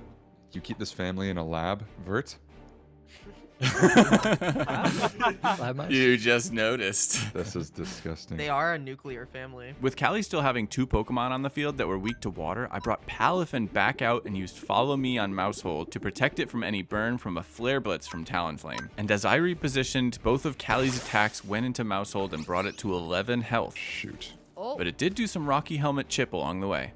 the family's almost dead. I had now gone 2 turns without making any progress, and I needed to start chipping away at Callie's team. I sent a Jet Punch into Flare, hoping to deny any late-game Tailwinds, and not seeing another good use for Maushold, I sent Beat Up into Mamoswine in case it would possibly finish it off. Callie, of course, kept Ice Sharding, but swapped her Talonflame to Ampharos. The Ice Shards had added up, and Maushold fell, but returned the favor by feinting Mamoswine with Recoil from the Rocky Helmet. And while Palafin's Jet Punch into Ampharos did big damage, I wasn't sure if another one would KO it after its Citrus Berry healed it back up. As I brought Hitmontop back onto the field, Callie brought out Politoed and set the weather to rain. I think that this battle was my worst of the tournament for a few reasons, but on the next turn I made my most recognizable blunder of the entire tournament. First of all, I forgot that Callie had Tailwind, but that's not the real reason why I made a huge blunder on the next play, because as Maushold fainted, I brought in Hitmontop and decided to wide guard from Thunder instead of Fake Out. Now, you being an astute viewer probably know that Thunder is not a spread move, but I, at the time, had always thought of Thunder in my head as the electric equivalent to Blizzard, and therefore a spread move. It is not. Let's just see how this plays out. This is an example of like how you learn something when you're 12 and you just never question it. Maybe you've had one of these where like 10 years after you learned something and became certain of something, you realized how incredibly wrong you were. Well, I was having one of those moments as I pressed wide guard instead of fake out. With Callie's Politoed bringing the rain, Ampharos' Thunder would now be 100% accurate. And as Hitmontop wide guarded needlessly, we never even saw the wave crash come out from Palafin, as Callie's Tailwind boosted Ampharos hit and crit Palafin with a Thunder. With Palafin down, all I had left was Hitmontop and an unboosted Annihilape. Experiment 626. Yep. Oh, no. What is wrong with him? up at all costs. Team Obsidian is forever. At first, this seemed like maybe, just maybe we could get by, but I didn't recall a specific move that Ampharos gets, and I knew that Ampharos got it because I have my own Ampharos on Battlecraft, Dazzling Gleam, a spread fairy attack that is super effective against both of my Pokemon. And so, of course, I didn't think to wide guard. And on the next turn, Callie hit both of my Pokemon with Dazzling Gleam and put my Annihilape to sleep with a Hypnosis from Politoed. Oh, that's really bad. And not expecting to be slept, I had split my attacks and didn't get a KO. My back was against the wall. On the next turn, I knew Annihilape had to sit a sleep turn, and that meant Level needed to take a KO, but he was also the slowest Pokemon on the field and his defenses had been dropped, so I sucker punched into Ampharos, hoping that it would be enough, but it simply wasn't. Uh-oh. Callie's Ampharos thundered into Hitmontop, fainting him, while her Politoed hydro pumped into my sleeping Annihilape. Oh, man. Oh, boy. I hit the only button that I could with Annihilape. I was left hoping for a one-turn wake-up and a miss from Politoed.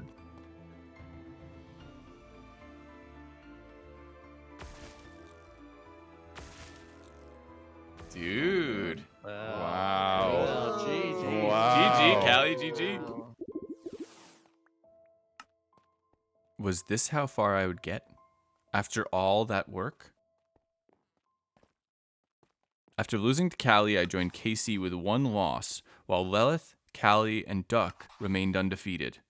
Before we go on to the next match, let me stop for a moment and talk about what I learned during that battle. Obviously, I learned how Thunder works. Great. But more importantly, I learned something about my Annihilape. If I wasn't going to set him up with Maushold strategically, then he would be in trouble. I had played that game to Callie's team instead of playing it at my pace and my strategy. And if I wanted to continue in this tournament, I couldn't make the same mistake again.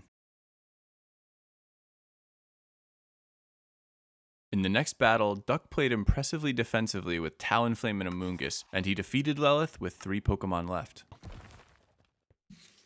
There you go. This one doesn't get much airtime because I didn't have much footage. I spent the entire time strategizing for my next fight against KC.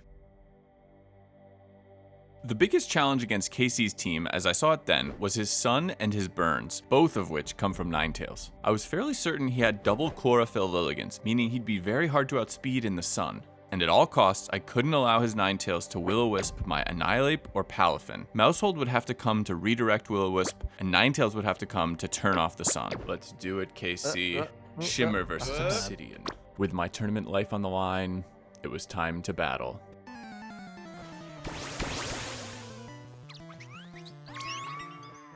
I led Tandemaus and Palafin and risked another turn 1 flip turn, this time with a helping hand. Let's try this. Let's try this. Oh no. Oh, please live, please live. Oh. That would have been maybe over. Baby Palafin managed to live a Leaf Blade while Maushold took a burn, but I had forgotten about the Sun's damage reduction, so my foe's Ninetales lived. As Annihilape hit the field from the flip turn, I knew I needed to avoid him being burned at all costs. With a Follow Me from Maushold and a Stomping Tantrum from my Scarf Annihilape, we quickly removed the Will-O-Wisp problem. Though I gave up a setup turn for Heeswee and Lilligant, Ninetales fell to Stomping Tantrum. And using the lessons of the last battle, I took the next turn to take a beat up into Annihilape and waste a Stomping Tantrum into 2 grass types. There was no damage to be had from my side of the field, but getting the beat up off allowed me to set up Annihilape for later on. I was definitely nervous about being punished for attempting this risky play, but I felt I had to do it. Okay. I think I have to do this. Come on. Come on. Though Casey went for a helping hand Leaf Blade, it really didn't do that much into my Annihilape. Oh, that did not do as much as I was hoping. Thank you, Bulk. And immediately after that, I hit my own Annihilape with Beat Up. He was now charged up and ready to go. And now with 2 grass types on the field, both weak to ice, it was time to swap Annihilape out and bring Whiteout in for a big blizzard. As I swapped to Ninetales, I encored Lilligant into helping hand, figuring it was better than the alternative. Mainly, I was hoping that it wasn't going to be a sunny day. Oh no. Oh no. But as Casey got a paralysis off into my Ninetales, I knew it wasn't quite over. Palafin matches up terribly into this duo, and if this double Chlorophyll team got the Sun's speed back, I would be in deep trouble. I locked in Blizzard and Follow Me, and followed through with my plan. And sadly, I knew that Maushold was unlikely to withstand whatever was coming its way. Lilligant had to Helping Hand, and I knew that Casey's other Lilligant had Axe Kick, a super effective move against Maushold. Got this, Casey. Bye, Tandemaus. Woo! Did good. Ninetales connected with its first Ice Gem empowered Blizzard in the snow for a double KO against Lilligant and Hisui and Lilligant. With the sun turned off and hero formed Palafin and boosted Annihilape in the back, I was feeling pretty good. Let's go! Let's go! I had recognized a path to victory before the battle and followed through. This was a fantastic confidence boost for me to win here. Not knowing Casey's last Pokemon, I sent out Palafin to get value out of priority, and on turn 6, I doubled into Cradily for the win. Oh my god! That's cruel. That is cruel. Okay, well, that's me. That's me done. That's cold. GG, bro. GG. GG. GG. That was close. Woo. That was close. Good game, good game. With this win, I had secured a 4th place finish at worst. The only remaining competitors were Lelith, Callie, Duck, and myself. And as the last full winners bracket battle took place, Duck sent out his most aggressive lead against Callie. And remember how I had given props to Peep for sticking on theme? Well, Callie also stuck on theme. We've obviously seen that she's only using shiny Pokemon, but if you're not aware, that's completely RNG in Cobblemon. There is no method for shiny hunting currently. Honestly, at this point, and not just out of bias, it would be kind of amazing if Callie won the tournament with a shiny team. So true, actually. I don't know. But on turn 1, the sand-rushing Dracovish took down her Mamoswine. That's not gonna happen, guys. Oh gosh. This is his most aggressive lead, too. That's, like, real tough. And it's But, as like, simple he as helped me one. set up my team, too, so... Oh, that's something I didn't really mention yet. Duck had actually helped Callie to make her team, so this was honestly as unfair a fight as it could possibly be. It'd kind of be like if I fought Deli, which I'm sure nobody really wants to see, right? Comments. It's not going well, guys. It's definitely not going well. Tough. And down we go. And after another decisive win for Duck, it was clear that there was still no answer for Dracovish. I'm gonna just play this out, guys. I know I'm losing, but I'm just playing it out. No, don't worry about it.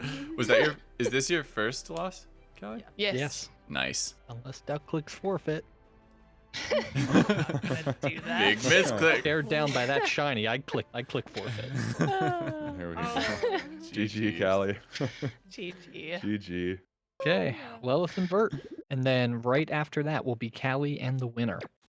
It was time to battle again, and this time against Lelith. And my team was starting to feel different to me. I was starting to understand how I needed to use it. I had intentionally not practiced with this team. I didn't want my server mates to know what I had. But now with a couple battles under my belt, I was feeling much more in tune with the dynamics of my team, what I needed to do to win. Going into the battle against Lelith, I had an actual plan. Her entire team was weak to ice, and the poison that she was using so effectively against other opponents wouldn't work against my Gholdengo. It was time to lead with Alolan Ninetales and Gholdengo. So far in the tournament, I had shown most moves that Hitmontop, Annihilape, Maushold, and Palafin had, but Ultron had only used Make It Rain. It was time to see what a substitute Nasty Plot Aurora Veil protected Gholdengo could do. Obsidian. I set my team with Maushold and Annihilape in reserve, and it was time to battle. I mean, really, Duck, Callie, Lelith, and Bert were our top 4, so. Oh, are we in the top 4 right now? Yeah. That was the first match. Oh, let's go. That's sick. I didn't even realize that. There's too much pressure. This is for who's in 3rd place, essentially. All right, let's do it, Lelith. Here we go. There wasn't much talking during this battle. 1, because I was locked in on battling, and 2, because we had been out in the Minecraft sun for a few hours now, and people might have been getting a bit fatigued. So it begins. Dark and light. Like I said, maybe too much sun, maybe a bit stir crazy. But I, on the other hand, was heavily caffeinated. On turn 1, I went for Aurora Veil and Substitute, while Lelith used Energy Ball from her Lilligant and poisoned my Ninetales with Dragalge. Does it say if my Substitute broke? I guess I have no idea how that works. It does, but I hadn't seen that yet, and the Substitute was still intact. Turn 2 was Nasty Plot and an Ice Gem empowered Blizzard, bringing Dragalge to 20% and KOing Lilligant. Oh. Is that Blizzard? Yucky. On turn 3, I aimed a Freeze Dry into Lelith's Lapras and a +2 Make It Rain from Gholdengo as Lelith used Ice Shard into my Substitute. Oh, the Substitute didn't break. Okay. What? I think I can see where this is going. No laughing. With her last Pokemon 4 times weak to ice, I freeze dried into a Lone Executor to finish it off. GG, Lelith. GG. GG. Woo! With a 3-1 record, I had secured 3rd place, and now there were only 2 people left to battle, one of which I had already lost to. Because Callie and I were both on the edge of elimination, I had to face her in order to get to Duck. An Obsidian match to determine who would face our greatest disappointment, the one that got away. How fitting. Brother against sister. Obsidian against Obsidian. You can't write them better than this, folks. We are into the, second to This is the last semifinal. battling. If I win, then I face Duck. If Callie wins, she faces Duck. Yeah. Gosh. And So Bert needs Sounds to much win. worse when we put it that way, yeah. What? Yeah. and if let's do whoever this. wins this battle beats Duck, they go again. They have to beat him twice. Big fan of that rule. Yep. Come on, Callie. This time, I'd take Ninetales with me to provide weather support, and for the first time, I left Annihilape behind. In the last battle against Callie, my loss was secured when she put Annihilape to sleep. But I could prevent that by instead bringing Gholdengo, because Gholdengo is immune.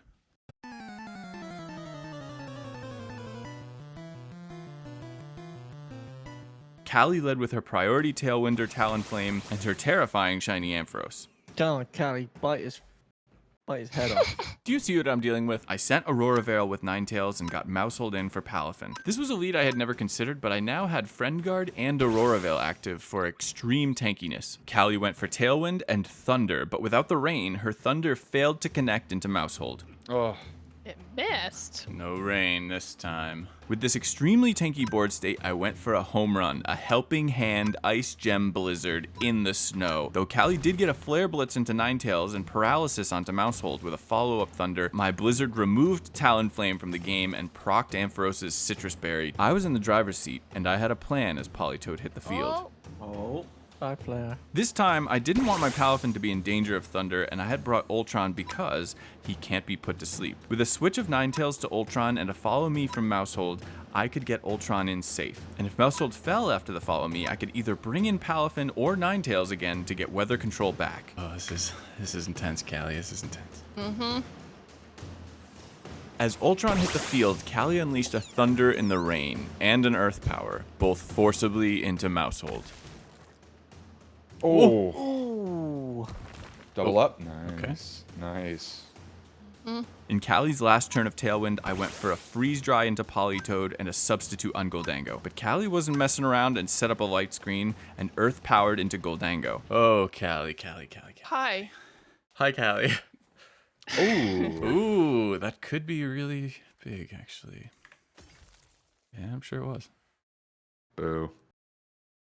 Duck taunts get me every time. As Tailwind fell off and Palafin still not on the field for my biggest damage dealer in this situation, I went for a Nasty Plot and another Freeze Dry. Callie switched Politoed to Mamoswine, countering my Freeze Dry and threatening my Gholdengo, while also doing just enough to Ninetales that her burn finished her off. Now, it was Palafin's turn. Not actually a bad thing. Do you think losing one of your Pokemon isn't a bad thing? That's your leader. That's your leader. For positioning, sometimes it's a really good thing. Makes you think. As Aurora Veil's protection fell off, I sent a Shadow Ball into Ampharos and a Wave Crash into Mamoswine. While Wave Crash took out Mamoswine, Gholdengo's Shadow Ball wasn't enough to finish off Ampharos, and yet again, Cotton Candy got my Palafin with a Thunder.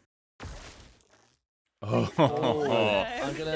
was now down to my last Pokemon. If Ultron falls, my tournament is over. 2 against 1. My +2 special attack Gholdengo stood behind his substitute, ready for action. I hit Make It Rain, assuming that the chip damage on Politoed wouldn't be enough to take it out, but would be worth the stat drop. I've selected my move, Callie. Here we are. Sure, let's go. It all comes down to this.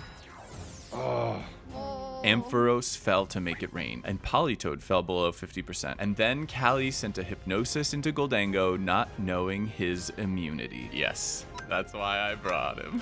And that brings us to the last turn of Callie and I's grudge match. With a final Shadow Ball, it was over. Good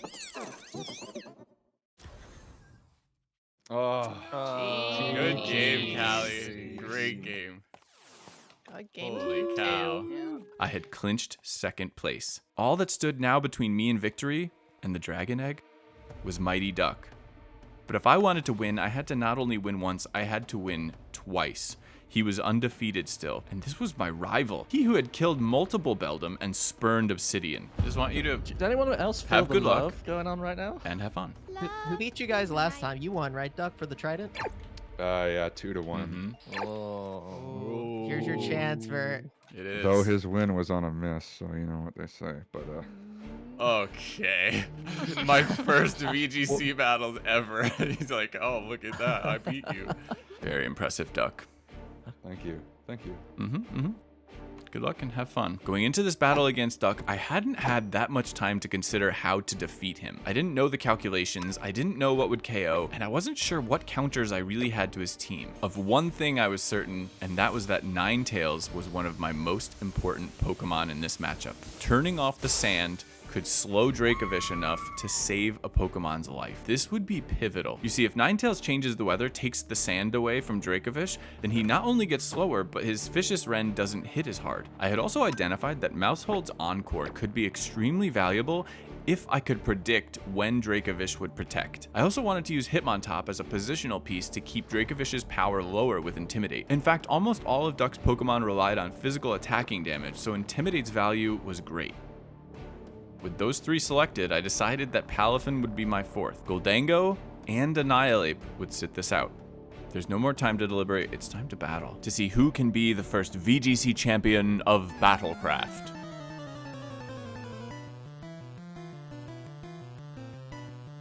This is going to be a silent one, guys. Yeah. Hello, darkness. I am gonna mute, actually. We're gonna focus in on this one. Turn 1 saw me staring down Duck's Talonflame and a Moongus with no pressure on my side of the board. This doesn't look good, and I had thought about this, and I knew I needed a threat for a Moongus right off, and I definitely didn't do that. This is a problem. As would happen many times in these battles, I decided I had to predict. I don't think he's gonna attack this turn. Turn 1, I went for an extremely risky play into Duck's Talonflame. A flip turn. With Hitmontop's fake out shutting down a Moongus, Palafin's flip turn brought Talonflame to just 13% health, but Talonflame did perform its role by setting up Tailwind. We take that. We absolutely take that. Now, I don't want Alolan Ninetales on the field, ideally, until Tyranitar is on the field. Though Maushold didn't feel like a powerful choice in this moment, I needed to give Hitmontop support against a Brave Bird next turn while not giving away the weather yet. However, with Maushold and Hitmontop now on the field, my offensive pressure was minimal and Duck had Tailwind behind his team for the next 4 turns. I could switch back to Palafin. I'm gonna take damage. I could get put to sleep. No, I don't have to get put to sleep because I can follow me. I wanted to get Palafin back on the field immediately for offensive pressure and get Hitmontop rotating his Intimidate and Fake Out for high value targets, namely for Dracovish. As Palafin came in, Duck did something that I hadn't considered. He roosted on Talonflame, while more predictably sporing into Maushold. Perfect. Maushold may have been asleep, but because of his Friend Guard ability, he was still serving a purpose, and Palafin was now on the field in hero form. With Duck's Amoonguss likely to protect Talonflame with Rage Powder, I could sit a sleep turn and attack into the Talonflame slot without being threatened for a KO, with an aim at encoring Amoonguss into Rage Powder if I got the chance. I was expecting damage from Talonflame again, but I was surprised to see Duck roost all the way to full health as I chipped into Amoonguss. But since he had kept his already intimidated Talonflame on the field, now I went for a second Intimidate. Admittedly, with all the things I was paying attention to and my nerves at maximal levels, I forgot about weather and that Duck could turn mine off with a switch in. So I'm going to swap. Where's he gonna go? He's gonna want to hit Palafin, I think. That's my guess. I flip turned into Talonflame and swapped Maushold to Hitmontop. The plan was to get Fake Out pressure and a Blizzard ready. We're gonna get another Intimidate off. He's at -2 now. Duck went for the Rage Powder on Amoonguss and a Brave Bird from Zephyr into my Palafin. And as Palafin flip turned into Amoonguss, bringing him below 50%, Alolan Ninetales came to the field. And this is the board state I want. With both of his Pokemon threatened by Ninetales and his Talonflame double intimidated, I knew a swap was likely, but I wasn't sure I'd get another chance at a big Blizzard. I wanted to make the most of it. Is Aurora Veil more worthwhile here? I don't think he KOs. I want to make sure I get this off, I think. If I Aurora Veil and I Fake Out. No, I need to use this pressure. I have to. I think we gotta do it. It was time for a Blizzard. I sent Hitmontop's Fake Out into Amoonguss to prevent any cheeky spores, and Ice Gem Blizzard from Ninetales into his team. But Duck had a plan too. He double swapped to Dracovish and Tyranitar, saving his Amoonguss while turning off the snow in one fell swoop. With Sir Palkia on the field, I'd have to find a way to get through this fish that had been unstoppable so far in the tournament.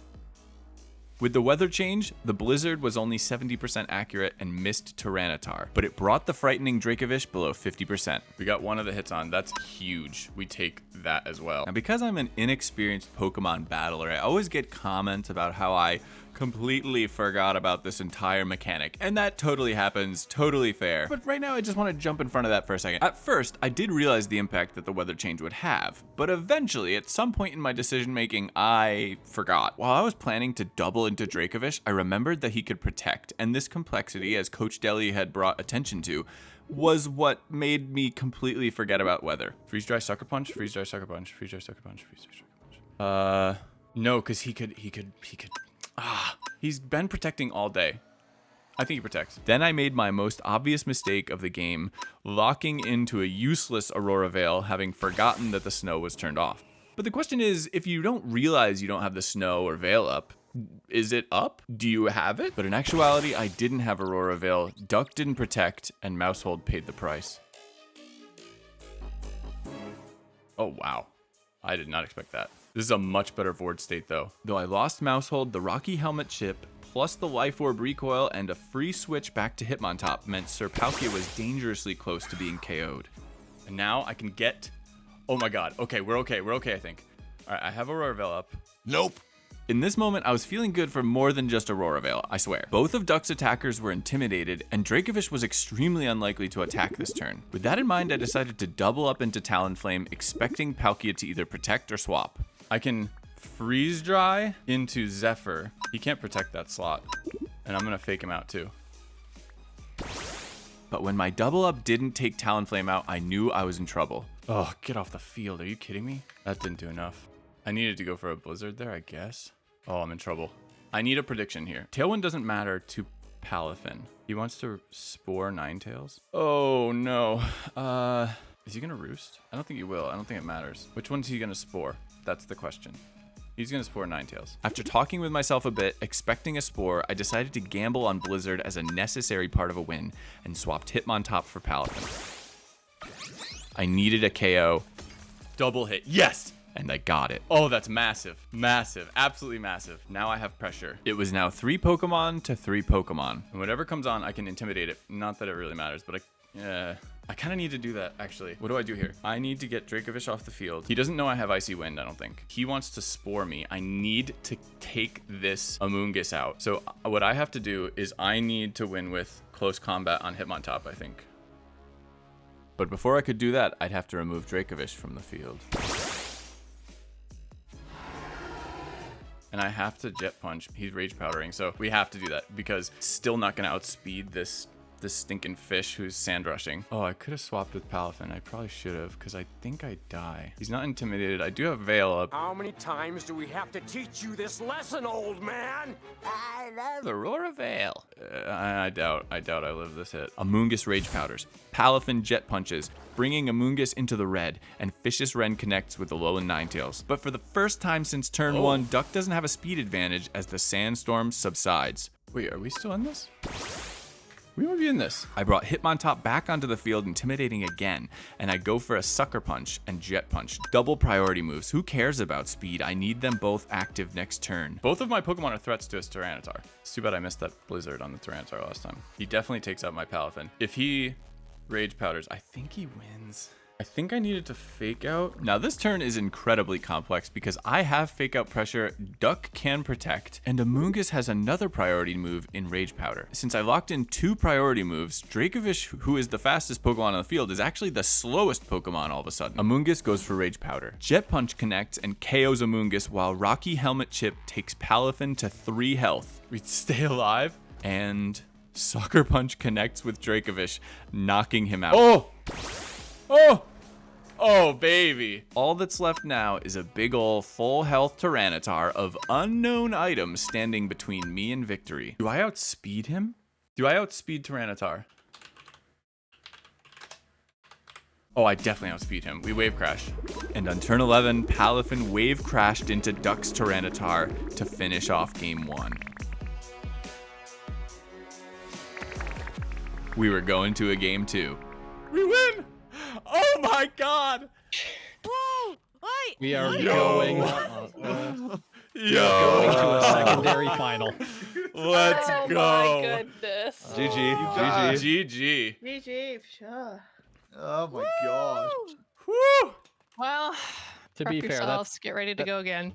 Mamma mia. After that battle, I actually was so fatigued, it was shocking to me. I immediately demanded that we wait a minute or two before we even think about the next battle. I need a minute. That was so intense. I have no idea whether it's that I'm a part of the Cobblemon dev team, or that this is some nostalgia run, or if it's that I spent like 12 years of my life as a pitcher in baseball, and that role is largely like a solitary strategist all on your own on the mound. But I love this. Expect more content like this from my channel in the very near future, maybe edited slightly differently so that we do this a bit quicker next time. But for right now, we can be very quick, because it's time for the last battle of the day.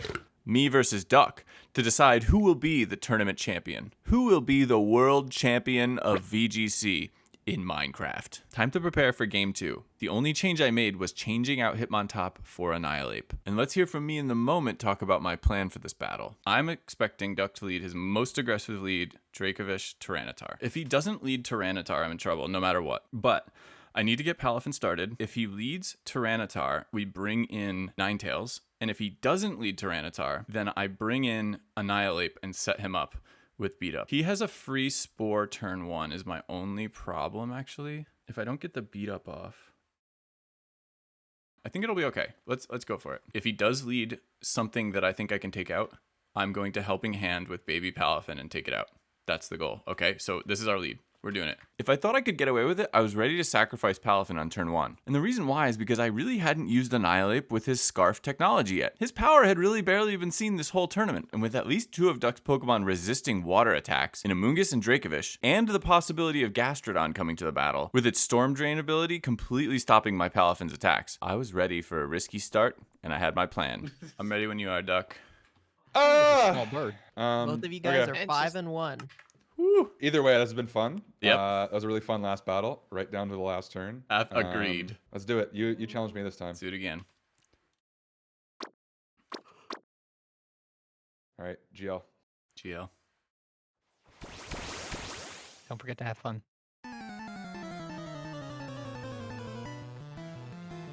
Since he went Dracovish, we're going to beat up into our Palafin slot, and we're swapping Palafin for Annihilape. If he puts me to sleep, good for him. With his Dracovish and Amoonguss on the field, it was time to follow through with the plan. Since he didn't have Sand Rush, the most threatening thing on the field was Amoonguss's Spore. If he doesn't Spore here, I might win. But Duck had a very different game plan. As my Annihilape came in, his Amoonguss left the field for his Storm Drain Gastrodon. Oh, this is good. This is good. This is what we want. He clearly expected me to play greedy as I had on the last game, and on plenty of games before that. But as Annihilape hit the field and was hit by beat up from Maushold, his Rage Fist went from base 50 power to 250 power. I had gotten a free beat up into Annihilape, and this game was mine to win. Beautiful. Couldn't have asked for a better start. So perfect. I think we take the safe route here, and we follow me, and we just take out whatever's in the slot of Gastrodon. Whatever it is, I don't think he has anything that can take this. Yes. Huge. So huge. It didn't need to crit. I don't think it needed to crit, to be honest. Though Dracovish had hit Tandemaus for just over half, Amoonguss was no more, and the Tyrant King entered the field. I think we got this. This is the moment where I most felt the need to understand damage calculations better, to have a better idea of what was going to KO and what wasn't. I felt I needed to play defensively to ensure that I didn't give this game up accidentally. But as the sandstorm started, I thought now was time for a double swap, to turn off the sand and get the veil up. The question is, who goes where? If I can predict where Duck's going to attack, I can protect Ninetales. But if I can't, I'll most likely lose her. Do I double switch here? If I pick the right ones, I think I'm okay. The danger there is Rock Slide, but I can't stop it anyway. And I need to keep my setup. I think we double switch here. I went back and forth on it a few times. Do I switch him out? I don't think I do. Do I? I do. And as Palafin re-entered the field, something incredible happened. No longer was he obsessed with these cringy heroic values, no. He was ready for something more Obsidian, for villain form.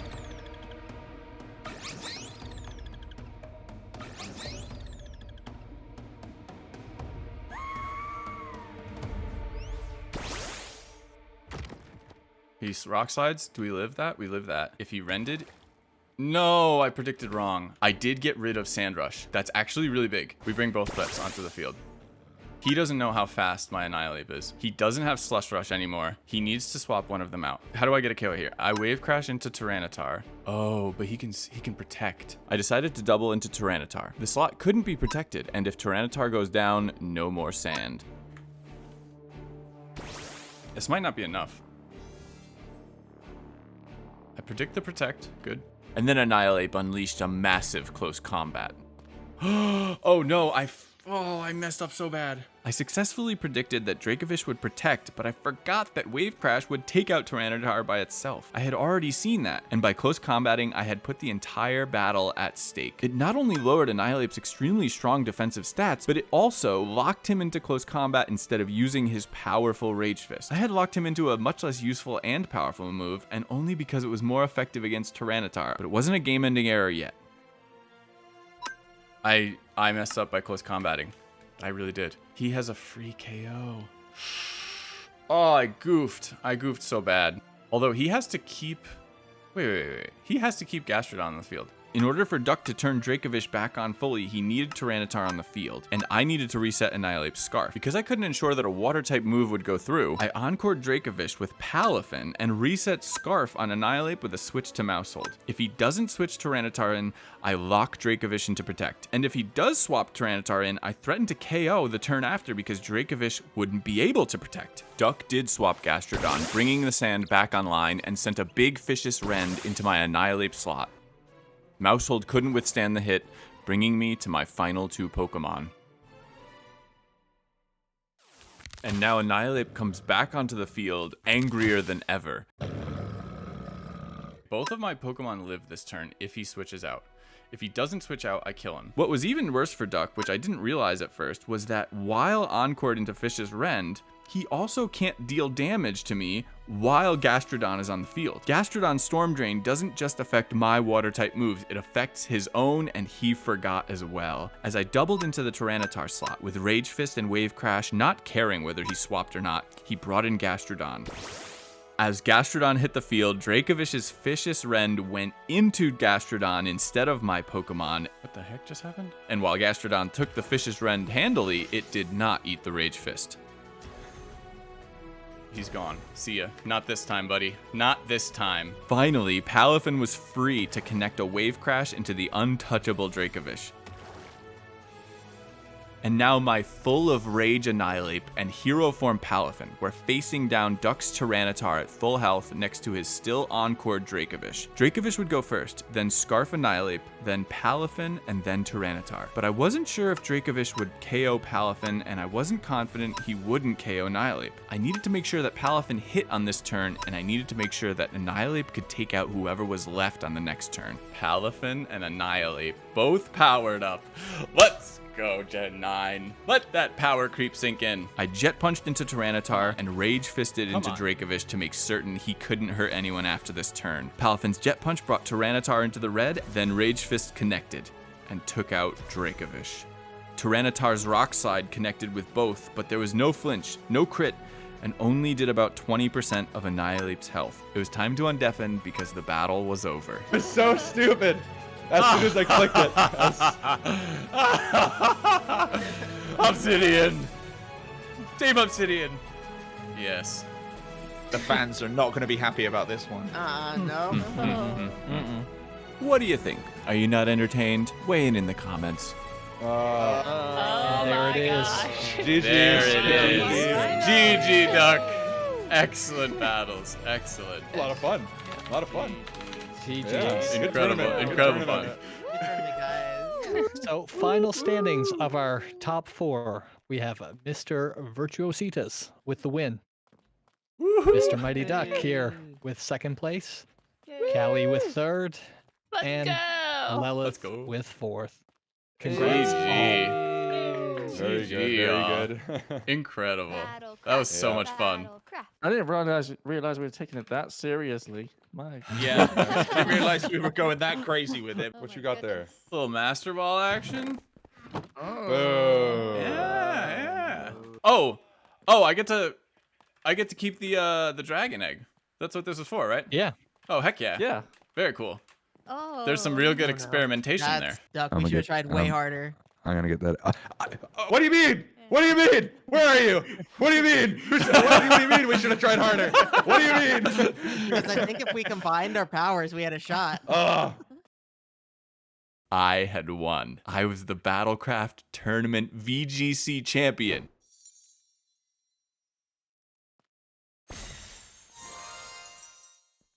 What?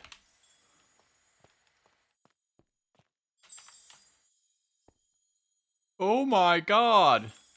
I'm just recording B footage. What the heck? That is insane. And this guy's such a cool color. I've never seen you before. That was crazy. That was the best shiny spawn I've ever had. That was amazing. Just mid B footage.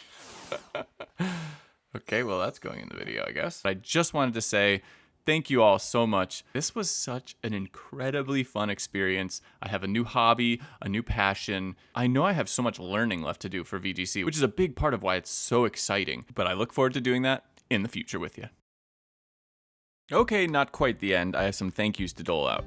First, thank you to my server mates. They're the best, and you should really go check them out. None of this would be possible without them. Thank you to my audience that has been patiently, excitedly waiting for this video. I've gotten Discord messages saying that the tournament video isn't real, which is hilarious and gratifying. Thank you for caring about my creations. I've had an insanely challenging and good time making this beast of a video. I really did set out to try to make a wolf level video with assets created entirely in Minecraft and DaVinci Resolved, and I'm proud of what I've made. Now for artistic credits. Sterezo. He made the Ulduar-Inspired Obsidian music that is currently playing and played multiple times during this video. Oh, he's also responsible for 99.9% of the sounds that you hear in Cobblemon. Every single cry and every UI sound and everything in between are custom sounds, and all but a couple random ones were made by Sterezo. Endless skill and effort in that one.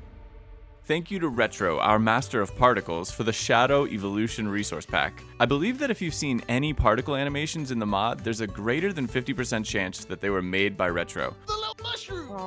Thank you to Bentovo Animations and Quail again for letting me use your Annihilape and Palafin animations early. I talked to Bentovo before I even started editing this video about Annihilape anims, but Palafin animation progress was dropped as I was nearing completion of my first edit of the battles, and I re-rendered a ton of my footage so I could incorporate them and show off Quail's phenomenal work. Thank you to Tyzillion for our Obsidian gholdengo. I messaged Ty just asking if it was merely possible, and in minutes, it wasn't just possible, it existed. Thank you to Yarrow, someone who came to Cobblemon from my Battlecraft video, which is crazy, and who I have seen do phenomenal things with our assets, including villain form Palafin. There's talent hidden all over. Thank you to Toasty Oil, another Battlecraft community member and channel member, for bringing the Delybird to my attention. And of course, a massive thank you to Delybird himself for helping me to streamline my team and entrance into VGC. You have ensured that my VGC infection could not be fought off by some sort of ADHD immune system, which is silly, I don't have that. And people, it's crazy what he's able to do just off the top of his head while driving. Thank you to John Ferry Music. Toward the end of this process, I went looking for more music and I finally found the original of one of my favorite Pokemon compositions, which should be playing now if I did my job. I left a comment on the artist's YouTube channel and he gave me permission to use his work in this video. Check him out. Finally, thank you to the Cobblemon development team. My love for Pokemon, as someone who grew up with binders of cards and caught all the Pokemon in red before I learned to do much else, is marrow deep and inarguable. But I hadn't played Pokemon since I was like 12. My renewed love for it, expanded love for Minecraft, the fun that I've had, my newest obsession, and the driving force for me to be a better editor, storyteller, teammate, and person, I owe that to the Cobblemon development team. Thank you for trusting me and thank you for giving me such a wonderful opportunity. I have a lot more to say. For now, I hope to be able to better support myself through this work. So from here out, I'll be attempting to better, more fully embrace the creation process as a professional. You'll be seeing a lot more ads from me, even if they're fake. When I started this process, I didn't know if I could even get here, and I definitely didn't believe it, but I was super curious and I had to know whether I could. Thank you to the dev team, my girlfriend, my family, collaborators, commenters, and countless others who have helped me to believe in this vision. All of your support has meant the world to me. Hi. Yeah. Just a little nervous. My apologies. My name is Vert, and I wanted to audition for a part in your cheer squad. I I heard that you don't have a cheer for when a Pokemon runs out of PP, and, well, I just figured I could show my skill. Right, okay, let's do this thing. N-O-P-P, yo, Pokemon useless, can't you see? You struggling. So, just let me know what you think.